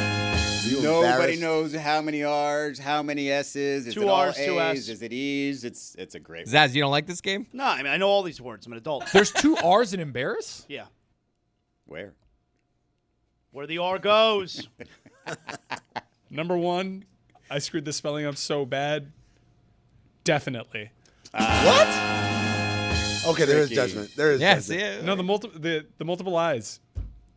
Definitely. There's multiple I's? Oh yeah. Is that Finite, one where it's a Finite. list? I get it, but it's not one where you don't know how to spell. It's just when you're typing, it's just like, are there that many eyes in there? No, I've leaned on my phone so hard to do this one for me that I have somehow forgot how to spell. I do this think that's word. the toughest one on your list for sure. See, Jason in my ear just said available. That's an easy word to No, spell. avail. What are we doing? Why would here? Jason Yo, admit you so know, readily that Go he's to an school? idiot? Yo, Chris, you hit on something very accurate, right? Which is the idea. We've all got them. It's like the stand versus sit wipe. Not only do you have the way you do it, but you see the others as what the hell is wrong with you, you weirdo? How is that possible? Same thing here. I'm like, how do you not spell available? Avail, able. He's a gator.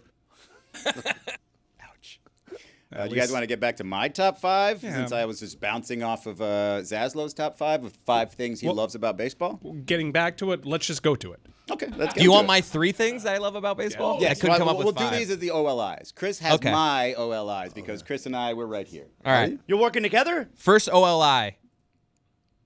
The hitter stepping into the batter's box and tapping the catcher on the knee pads. Little, hey, how's it That's going? a little hello. How you doing? Good to see you. Never noticed that in my life. I would cast you, Chris, as a catcher. Oh, yeah. Thank you. Yeah. The funny Would thing you is, No. funny thing is, actually. I can't do the squat for like more than 10 seconds. There are people that like catchers, they can just squat for 9 innings and their knees never hurt. If I get down to squat See what I'm and saying, catch Mike? like 4 pitches, my knees are throbbing. All right. Fun Probably, fact. huh? Next one. Pitchers writing something behind the mound before the start. yes, It's nice usually little like lovely little tribute. initials, maybe someone they lost, a nice moment. I always enjoy that part. Never noticed that shit in my life. And the last one, my last OLI is anytime they go to the pitcher's mound, whether it's a first baseman, a catcher, An infielder. they cover their mouth. Oh, that I do like that. I don't want anyone to know what I'm saying right now. Dude, I'm telling you, I started doing that, and it's so fun. Whenever I'm like at an NBA game and I'm talking to someone, I would just do this. That's the LeBron move. Yeah. LeBron's done that where he's like talking to somebody after a game. Oh, yeah, It's like just this is the most fun I conversation. feel like ever. LeBron and Wade were the first Yes. ones Yeah, to they do never that. talk with about the anything shirt. Oh, else they do other the than shirt. And they Yeah, always, like and that. it's always the most exciting conversation. most They're like, dude, hilarious shit this you've is so ever good. heard And in then your you got to life. go over here. And And you know how it ends? It always ends with one of them shoving the other. Like, all right, I'll talk to you later. All right, cool. All right. Number 5. You might have heard this one already. When they put gum on hats and they don't realize it, and you have to wait like, oh no, look at that idiot's got gum on his hat. He doesn't know it. Never That's seen my that in number my 5.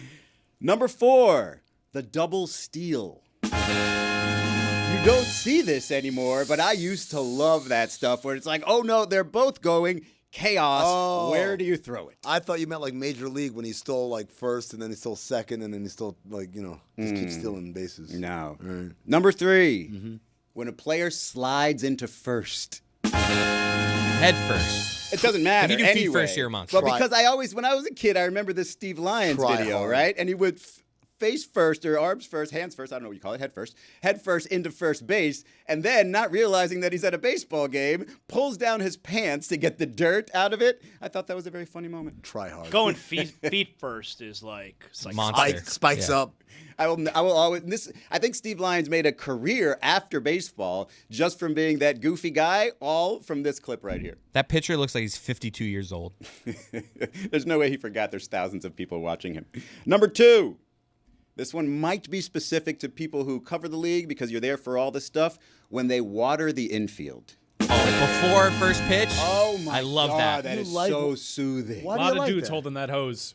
So many that's dudes. not even the part I'm looking at. It's just for the streets. when it goes from dry Ah, the dirt wet, damp- to oh. wet dirt, and it's Is he- all in this line. Oh, my goodness. it's trance. Hold I'm on, are you watching talking about like when they're combing the infield? No, No, they that's comb it different. and No, then no, they no. spray Almost it as down. pleasant. The last thing before the game starts is it watering. But you Love know that how it's setting. infield dirt, right? It's Yeah. orange, so it'll get slightly darker when Yeah, it's wet, right? right, So if you're yeah. watching it from a distance, like I did in the press box, and it's like coloring. It's like coloring in real life. You know And how I'm on just like, social wow, media that's sometimes you amazing. get the half videos where it's something I want to watch and then it's just like something that's pleasant to watch. Yeah. It's that. It was that before the Like internet. with Subway Riders or It's whatever just that game was. pleasant to YouTube watch. he's gonna TV. jump it? Oh, yeah. The YouTube dark TV brown. can borrow that as a moment of zen. You can pay me later. Just to see the dark brown. There's I some- like when they comb it.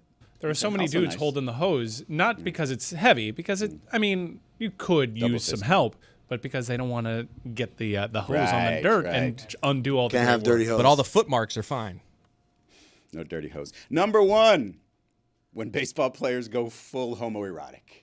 It's been happening lately. There's a couple of videos. I don't know if you saw Kike Hernandez recently eating not just one popsicle. He's just eating a popsicle. But two popsicles. What are you in doing a very here? special way. I don't see an issue. Yeah, this one just, was right. No, I hear That's you. how you down a pop. Yeah, No, that's true. You don't want any dripping. There was another one, and I think SportsCenter might have put this on their Instagram feed, but it was a pitcher and a couple of pitchers in the bullpen giving each other a hug, and one gave him a little bit of a right on the butt cheeks, and I think Jeff Passan said he was just hugging his bullpen catcher because that's what friends do sometimes, and that little ass grab, I don't think The that's kiss what on the friends do forehead would sometimes. be accepted in the baseball locker room. Do you know my favorite thing about baseball? Shocking.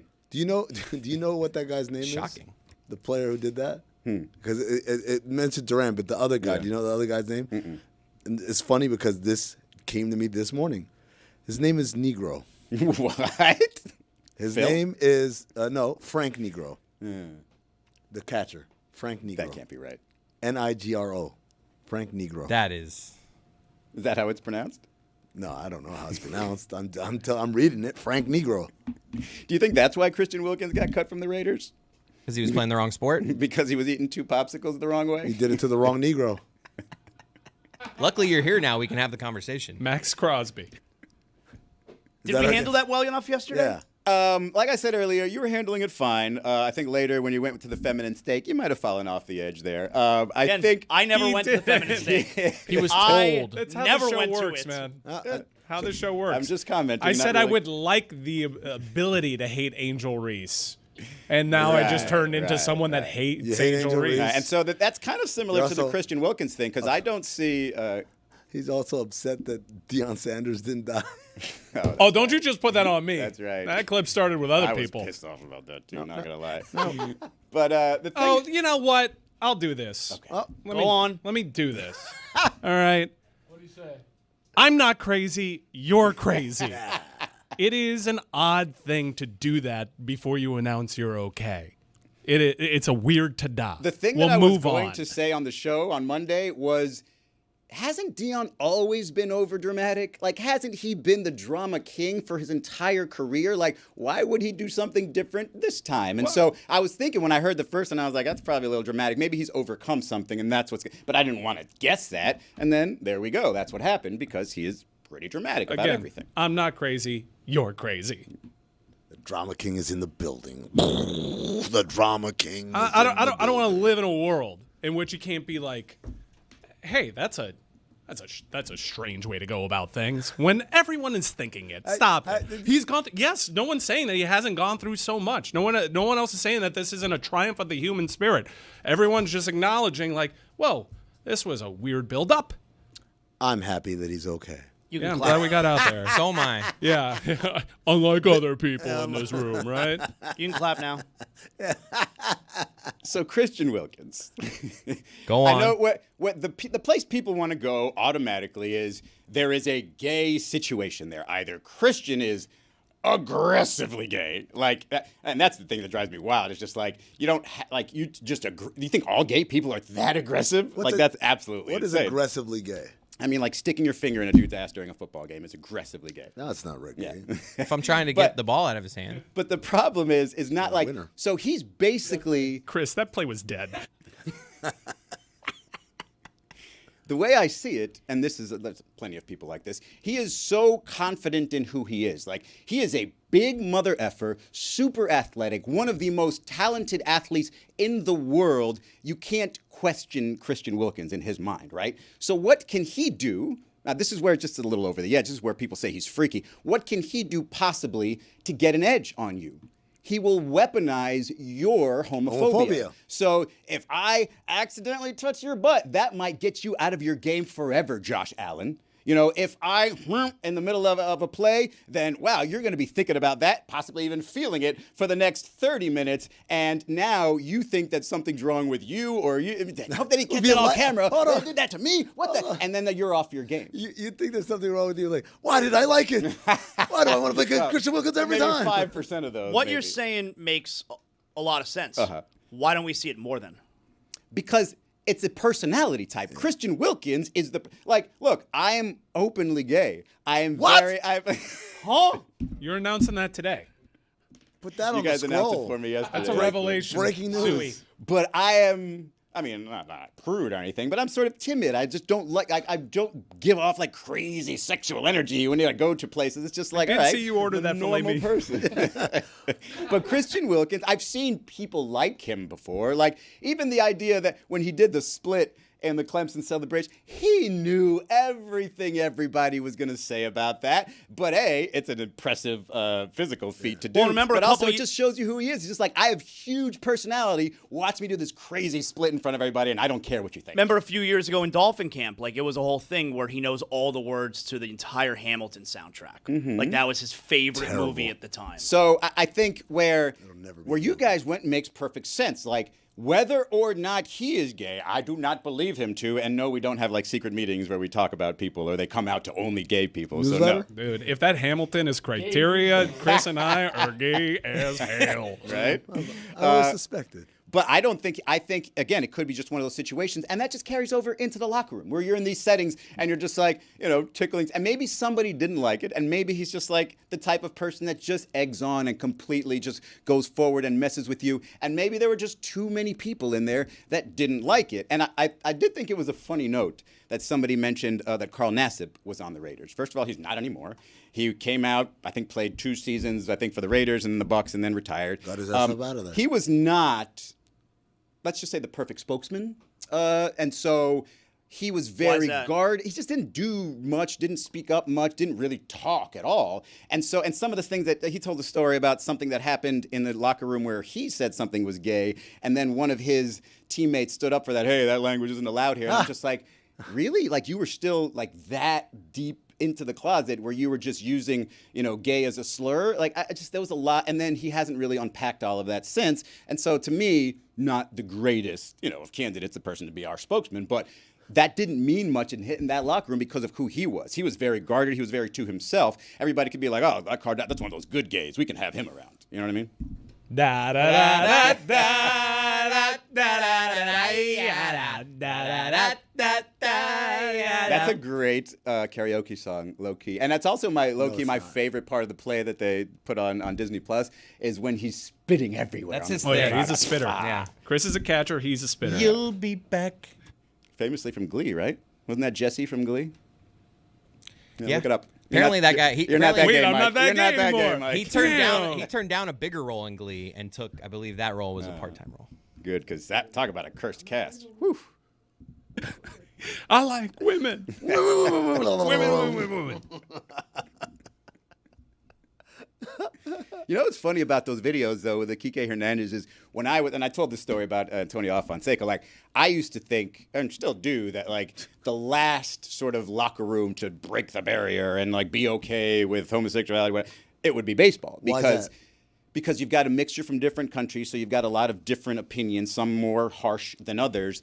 There's also this is going to sound terrible, but there's also people whose education stop at high school more in baseball of course, than in that other. doesn't And sound even terrible, for it's real. Yeah, but I'm not calling them stupid. I'm just saying. No, but so there's not just less life experience, worldly, if you will. And so that's where I thought. But now, boys will be boys. I guess they're just kind of breaking all the rules. No, but football, man, like 53 guys in the locker Football, I think is different, and because of what I said before a little bit is, I don't care what position you are in football. Like if I make it as a professional football player, the sport that everybody the consensus is the most masculine of the sports. Besides hockey. You can't be soft and play. You can't be soft. I don't and know play, what that brushing off hockey was right there. And we'll later. What's ice skating? I mean, it's not really. You can't tell me nothing. I don't care what you think about gay people. You think I'm soft, whatever. I will light you up. Or if I'm a wide receiver, I will cook you and I will dance right in front of you. Like, you can't tell me anything in football. So if somebody decides that, hey, I'm just going to be myself in football, and what are you going to do? Fight me? I'm fucking Christian Wilkins. I will kick your ass. Come with it. Well, so that's that where is I a think, revelation. You're what? Clip it, put it in the club. No, I'm not. I don't even know if he's a catcher. It's poor etiquette.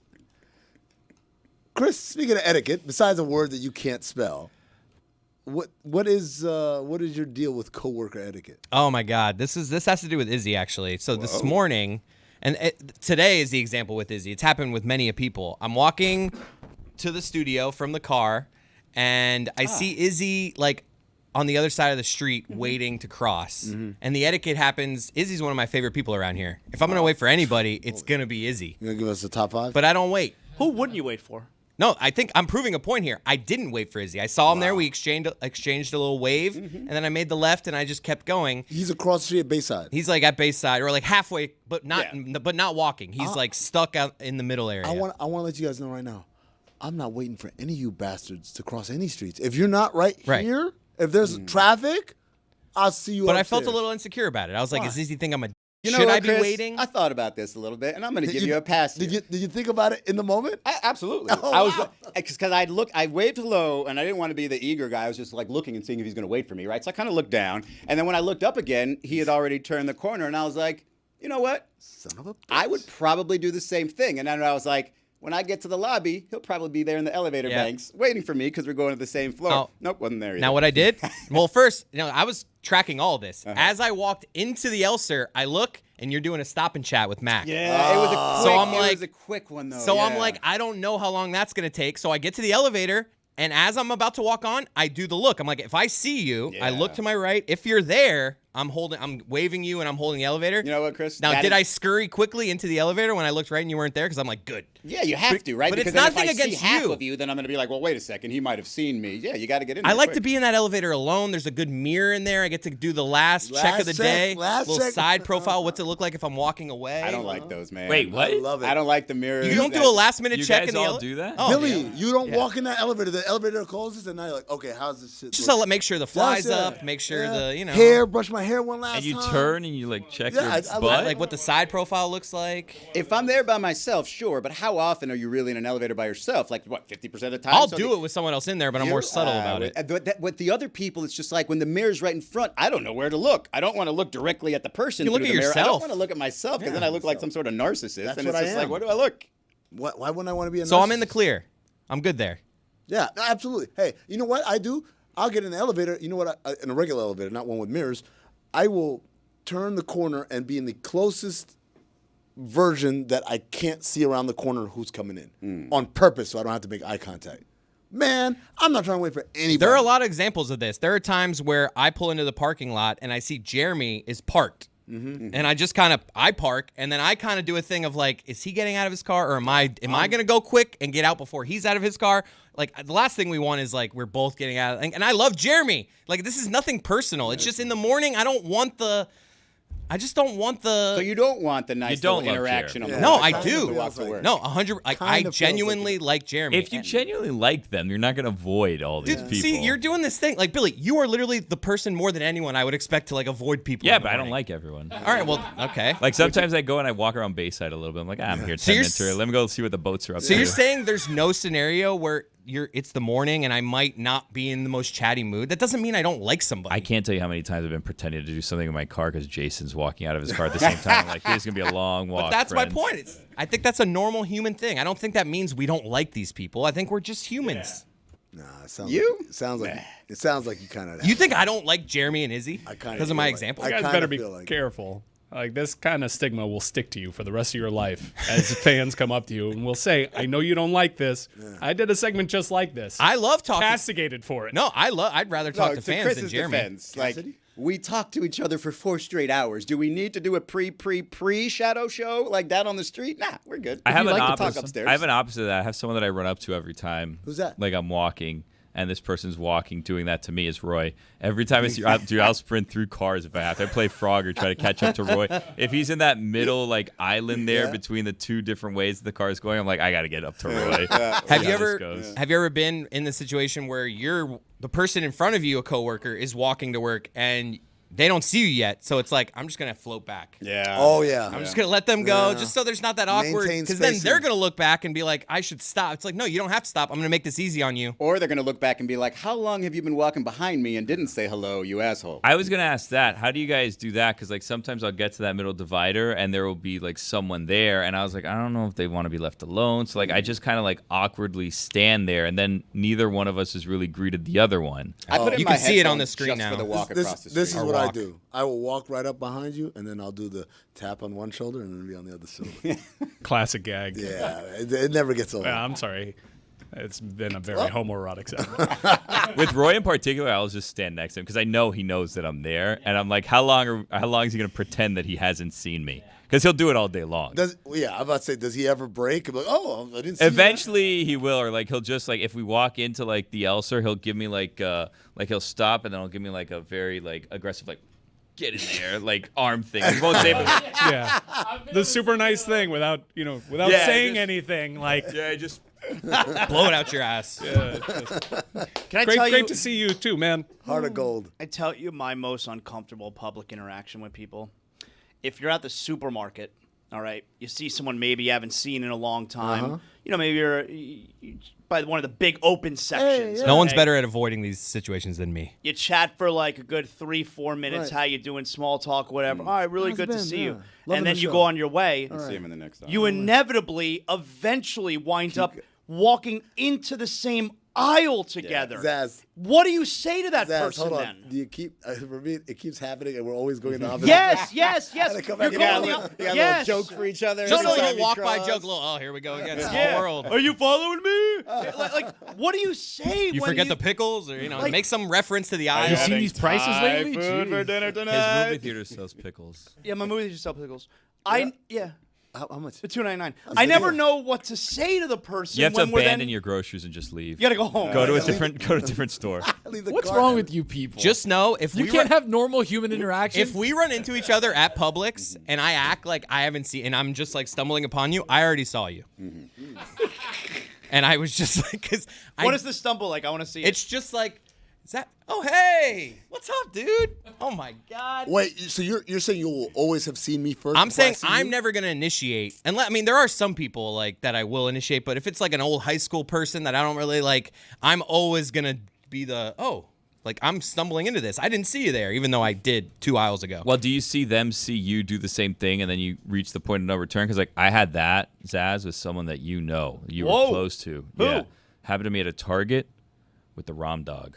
Oh, it's my dog right Yeah. there. Brett Romberg. He Yeah. was walking around Target and we both like, it was like, and then we eventually talked. She's like, I wasn't sure if it was you. I thought it was you. Wasn't sure. And we talked about it a little Did bit. you remember who you were? Or? Yeah, he came you up did? to me. Okay. Yeah, this is a long time ago. Okay. This is when people knew who I was. I It was a long time ago. similarly saw Channing Crowder lives somewhere near me. I've seen him at this gas station near my house many a time. Never go up to him. Does he know who you are? Yeah, we're friendly. Clearly. You love him. I mean, it's like his relationship with Jeremy. I don't understand. Tony's all judgy about this. Like, you're telling me you know what to do. You already course. had the stop and chat with the person Hispanic in the supermarket's supermarket. a different experience. And then 3 aisles later, you cross paths. You know how to handle that. I'm already 3 steps ahead. While we're walking by, I can one of these. Hey, good seeing you. Oh. How many times are you going to do that? Have you seen these prices? Ben, it's the next aisle. Right? Third aisle. I told hey, us that we're gonna go down. What the hell? What happened, brother? What the hell? Next I one? still love them though. That's that. For my text, that's how it's going. That's in Kendall. Yeah, Yeah. well, what about these eggs? I don't care about them anymore. All right, see They're ya. actually down. Yeah, that's the only goddamn thing. Let's get some ground beef, shall we? Nah, I don't care. I don't eat beef anymore. I think Billy's right. I mean, you have the stop and chat at the supermarket. You think you gotta go home after that? Yeah, I think you just gotta abandon. Like Trips not over. even. Like in most cases, if I change my mind, like I'll go down the aisle, put it back. But I think that like all the people that work at the grocery market, like they understand. If they just see like one of those like hand carts like on the floor, like a little basket with all the goods, Ran into or just somebody. an abandoned Someone shopping cart, ran like into someone they yeah, knew. they ran That's into Billy, someone. They right? had to talk and Because you do see get just it. random shopping carts with a few things in it. Yeah, You're always that's like, what what happened there? Oh, so that's what happened. I'll tell you, I would go home and like I don't have any of the groceries, and my wife's like, "What happened?" Like, I gotta go back tomorrow. Do you guys have a supermarket employee that maybe recognizes I have you a that you few have to people avoid? Really? that you give a little hello to. At the There's this supermarket. one gentleman at this one Publix who worked. I don't think he works there anymore, but I had to avoid that corner of the Publix for like 6 months because he was trying to get me to play in his son's like charity golf event, and I was like, man, I'm not really good at golf. He's like, well, you can't learn if you don't play. I'm like, yeah, that's not the point. I don't really want to. I've every yeah. single time. I had was a like, can't butcher. buy- that's how I went vegan. A butcher I needed to avoid at Publix. I was just like, he's just gonna want to do a stop and chat. Have you ever, so like I run errands and I'll go to like multiple stores sometimes in the same mini mall. Have you ever had the situation where you don't know the person, but you see them in back-to-back stores? And you're like, we're doing the exact same thing today. And you both see each other like, I know you, but I'm not going to talk to you, but we seem to be doing the same thing today. If you see them in a third location, you better start worrying. Or no, they're probably worried about me too. Went to L.A. a couple of months ago. Saw this guy dressed in all white on an all white motorcycle, blaring like R. Kelly, right? And then literally 40 minutes later, in a completely different part of town, saw the same guy. Start of the day, start of the day. It is the start of the day. Start of the day, start of the day. It is the start of the day. Start of the day, start of the day. It is the start of the day. Start of the day, start of the day. It is the start of the day.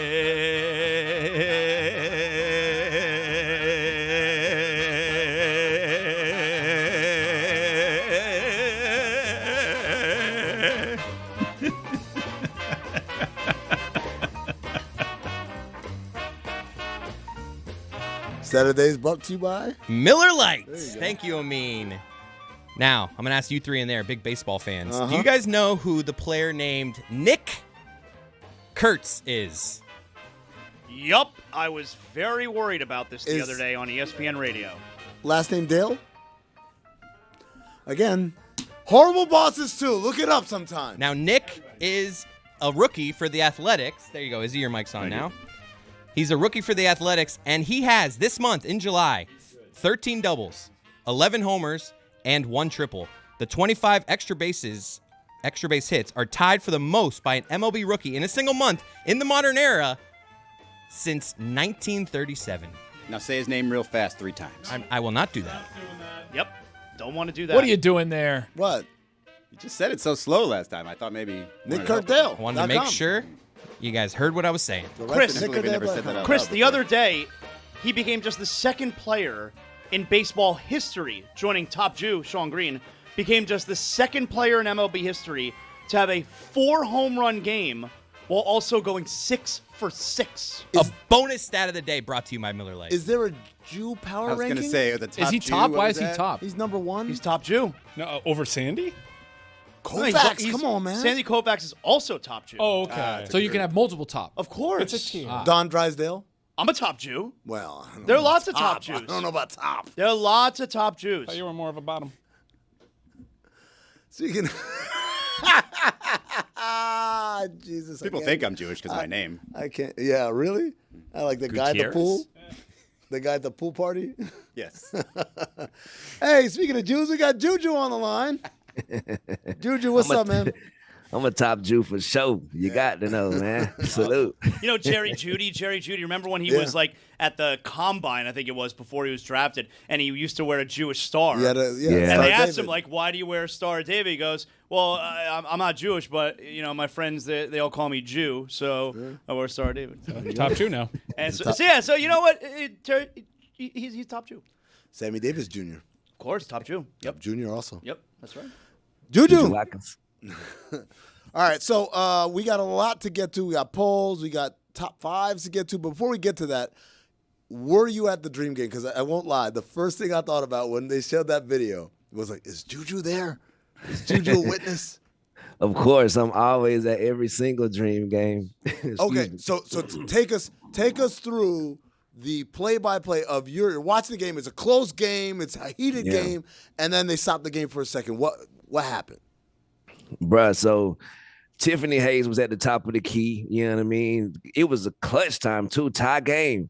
Tiffany Hayes, one of my favorite players ever, at the top of the key, pulls up from 3, gets it blocked.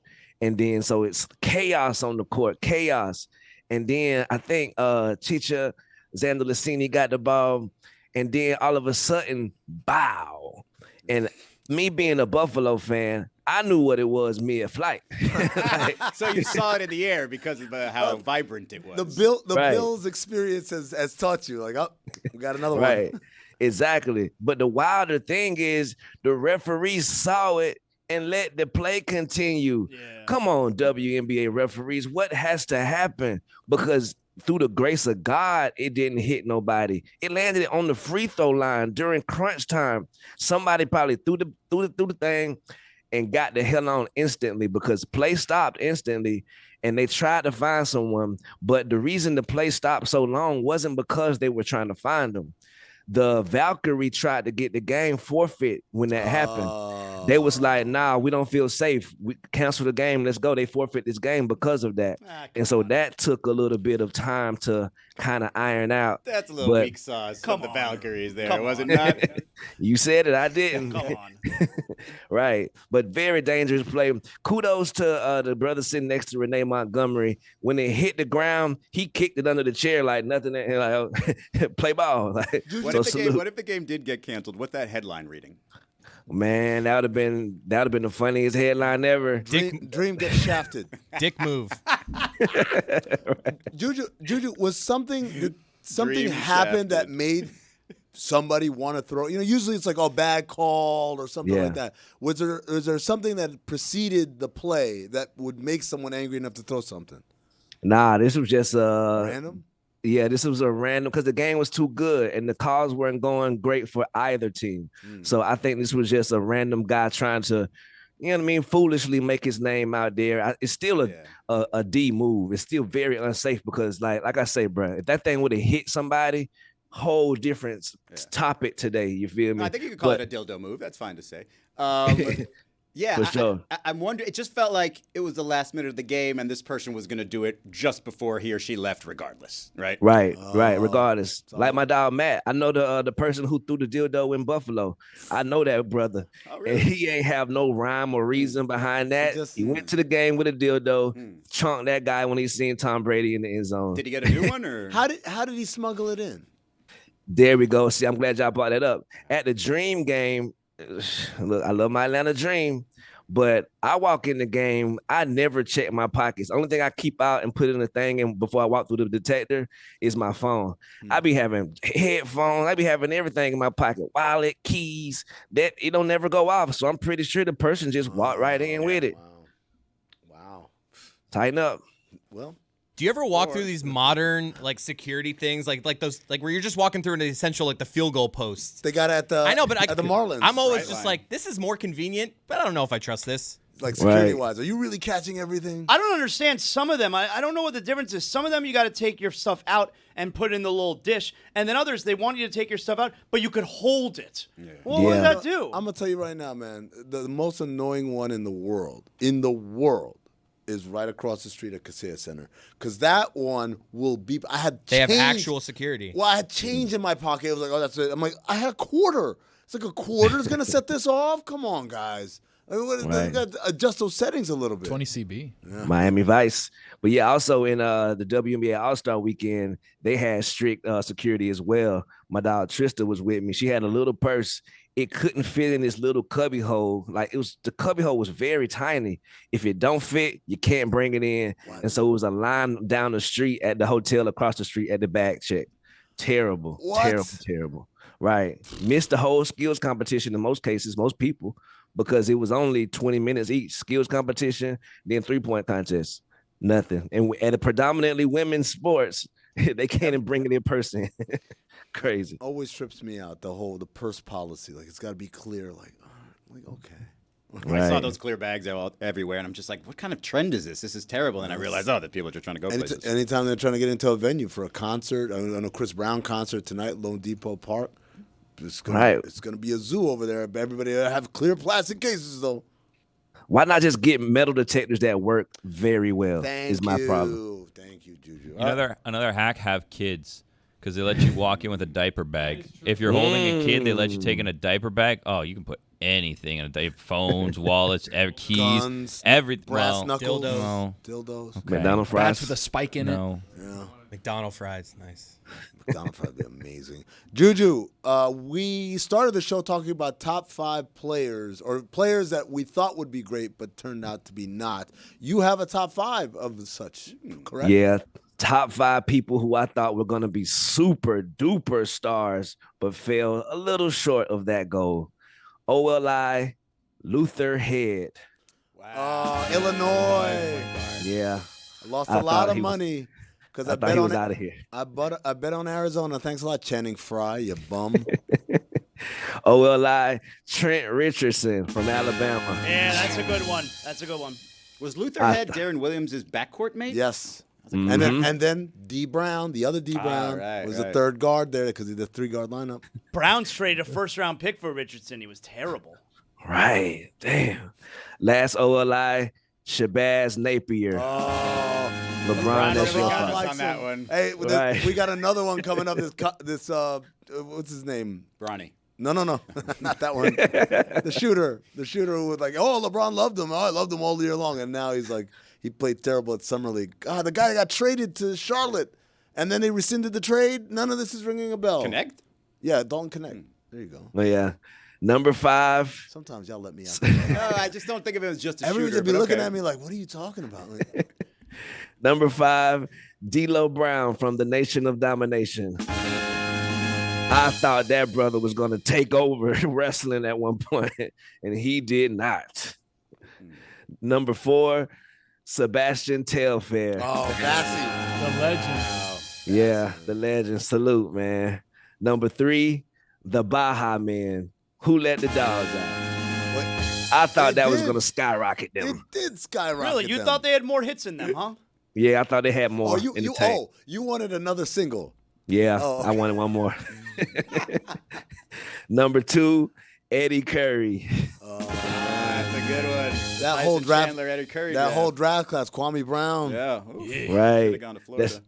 That Chicago morning show on ESPN was following the high school hoops. It had me fooled. Sean Dockery was another one. Yep, Sean Dockery. Number 1, Skip to my Lou, Rayford Austin. Oh, no, hold on now. Oh, he had a good He career. had a great That was career. a great career. No, but And on one Juju's mixtape, he's a side, legend. If you watch those N1 mixtapes, like for the first time, and like Rayford was the first, Skip the Move was the first guy you saw, you thought Right. that guy must be the greatest point guard of all time. Get him to the NBA. Dude, hey, man, like the fact that he made the NBA was incredible. The fact that 04 he Miami Heat. lasted Yep. as long. He lasted for a long time. He was a good rotation He was. player. That game-winning shot. I was there for that. Yep, against Dallas. What a night. Can I tell you my favorite Rayford Alston story? No. It's not necessarily. No? Okay, move on. All right, fine, go. All right. It's not necessarily him. It's about him. But Rasul Butler, rest in power, Rest in peace, was telling a story about how funny Eddie House was. Because Eddie House is a comedian, man. That dude is so Eddie- funny. Eddie's top. You want top, not one of those, but top locker room guys ever. Amazing. Ever. Like, hilarious. And so he was talking to Rasul Butler, and I guess Rasul and Eddie were teammates, and now Rasul and Rayford Alston were teammates. And Rasul just could not stop laughing. He just kept telling the story after. He was like, man, I was just talking to Eddie House, and he was just saying, man, Rayford Alston's breath smells like burnt bologna. And I was like, Jesus Christ. Like, that is so specific, but so true. Like, Rayford would just be those big coffee drinkers, just coffee, coffee, coffee. And you try to talk to him before a game, and just like, oh, God. But the burnt bologna line was just amazing. I love Eddie House. That is an Eddie House story. Juju, Also, Zaz, I got something for you as Yeah. well. Yeah. With the help with your supermarket run-ins. Yeah. This is what you do. If you're not willing to just drop your groceries, like Billy said, because sometimes it's a drop your groceries situation. But what I do is once I see him again on the cereal aisle and I've already saw him by the greens, you just look at him, give him a fist pound, and say, "The man." You need more physical man. connection. My man, there, maybe. huh? Yeah. I do the The awkward man. thing where I just pretend. I just like don't even look at you. I like grab my phone. I'll look at the aisles. I'm studying That's prices. the worst. all of a That's the sudden. worst option. Right, Right. next to You that. I'm already suck. sorry. I don't need to You're see gonna them all the time. awkwardly not look at Kill him. this man. That is a Terrible. Right. And then they think I'm like frugal and I'm I'd good with move my out of money town and stuff. before I did that. get a load of this guy. First, he wants to tell us that fillets taste good. Now he wants to tell us. So good. Right. what a- That's what's who- wrong. That's what's wrong with society these days. These phones and the social media, human interaction. Get you some. Exactly. Sometimes We you gotta let interacted in someone the first down. aisle. We don't need to go every single aisle. I know, but be bold enough to say, "What's up, brother? I'm not speaking to you again." Like, All there's right. nothing I will wrong with announce that. Just hit him with a cliche like, "Oh, look who it is." Small talk. Right, least or- favorite thing. What a small world. Long time no see. Yes, long time no see. Right. Yeah, but learn how to deal with confrontation, everybody. It's not as bad as you think. You know what I mean? Just tell someone how you feel and move on. Scared to How death. you feel? How you feel? Juju, we were talking about how good Pam Anderson looks, and as well as Liam Neeson. You've got a top 5 of people who look amazing for their age. Top 5 amazing people who look amazing for their age. Yes, they're all amazing. OLI, Holly Berry. Forever. For life. Yeah. Forever. Right. I haven't even seen her in a while, but I'm Oh, sure well, she looks I. exactly Forever. the same. forever. Right. Ahead of her.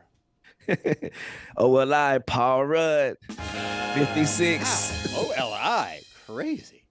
Right. And OLI, Lenny Kravitz, 61. How good is this list? Got a hog. Who are these 5 people you got? Got a hog. That's a Number quarterback. number 5. Yeah, you remember that? He You was never seen shredding on that the video guitar? where Yeah, this leather whole pants deal split. popped out? Big old dick. That's a power move. You're shredding on the guitar and your deal pops out? Yeah. And he didn't know it either at first. And you're good with it? Oh, come on. No, hell no. No, he didn't know it at You first. know when your dick pops out. Big dick. He's got leather pants on. He knew exactly when it popped out. That thing went. I started breathing over the windy in here. I know how much Juju loves pee-pee tuck.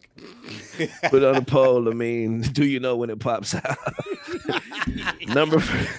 number 5, Jared Leto, 53 years old.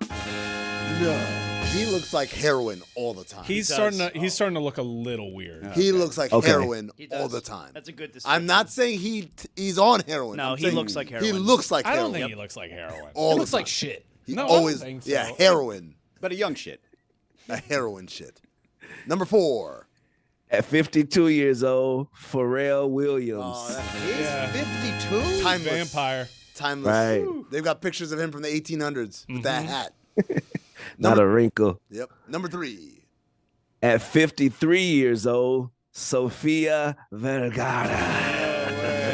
Good list. I hear she's even more good looking in person. Really? That's a Bad Bunny song. Bad Bunny said, yeah. Number I 2, didn't have the translation on. at 67 years old, Juan Carlo Esposito. Oh, man. That guy does not do a good Spanish accent. Am I Because lying? he's not. He's he's Italian. I know, that's what I'm saying, but they still keep casting him for Spanish roles, and he doesn't He's do a got the good Spanish accent. name so. sound. Yeah. Chris, you know why? You know why? Because he's Italian. Italian? He was doing something. I thought that was from the good guys. Is he having a whatever stroke? He's talking about. The other guys. It's the other guys. Oh! It's the other guys. Hey, also ass off for me for overacting whenever somebody didn't know a line from the other guys. Yeah, right. Penalty, major sticking, whatever it is. Neither here nor there. Yeah. Juju, Tamara. You think white person or you think black person? I think of a sister named Tam that we you call go. Tam, but For a minute there, Tamara. I thought Zaz was the man. Makes sense. All right. At number 1 on the list, sorry, baby. I gotta shout her out. At 58 years old, Selma Hayek. Oh, my That's a good God. That's good. 58. That's crazy. Angela Bassett deserved to be on Angela this list. Bassett, them arms. Yeah. Mark You Jones. right. Biceps. Right. Mark Jones Jones. is Them a great one. arms, them Great biceps. Oh, yeah. 61, I believe. Although you want to put it in the color, I don't know, there might be. Oh. Nah, Whoa. yeah, Whoa. Little PEDs. assistance. Little assistance. Allegations. It's the color. The color. Just saying. Negro. Juju, we'll do the polls tomorrow. For sure. Thanks a lot. Thank y'all.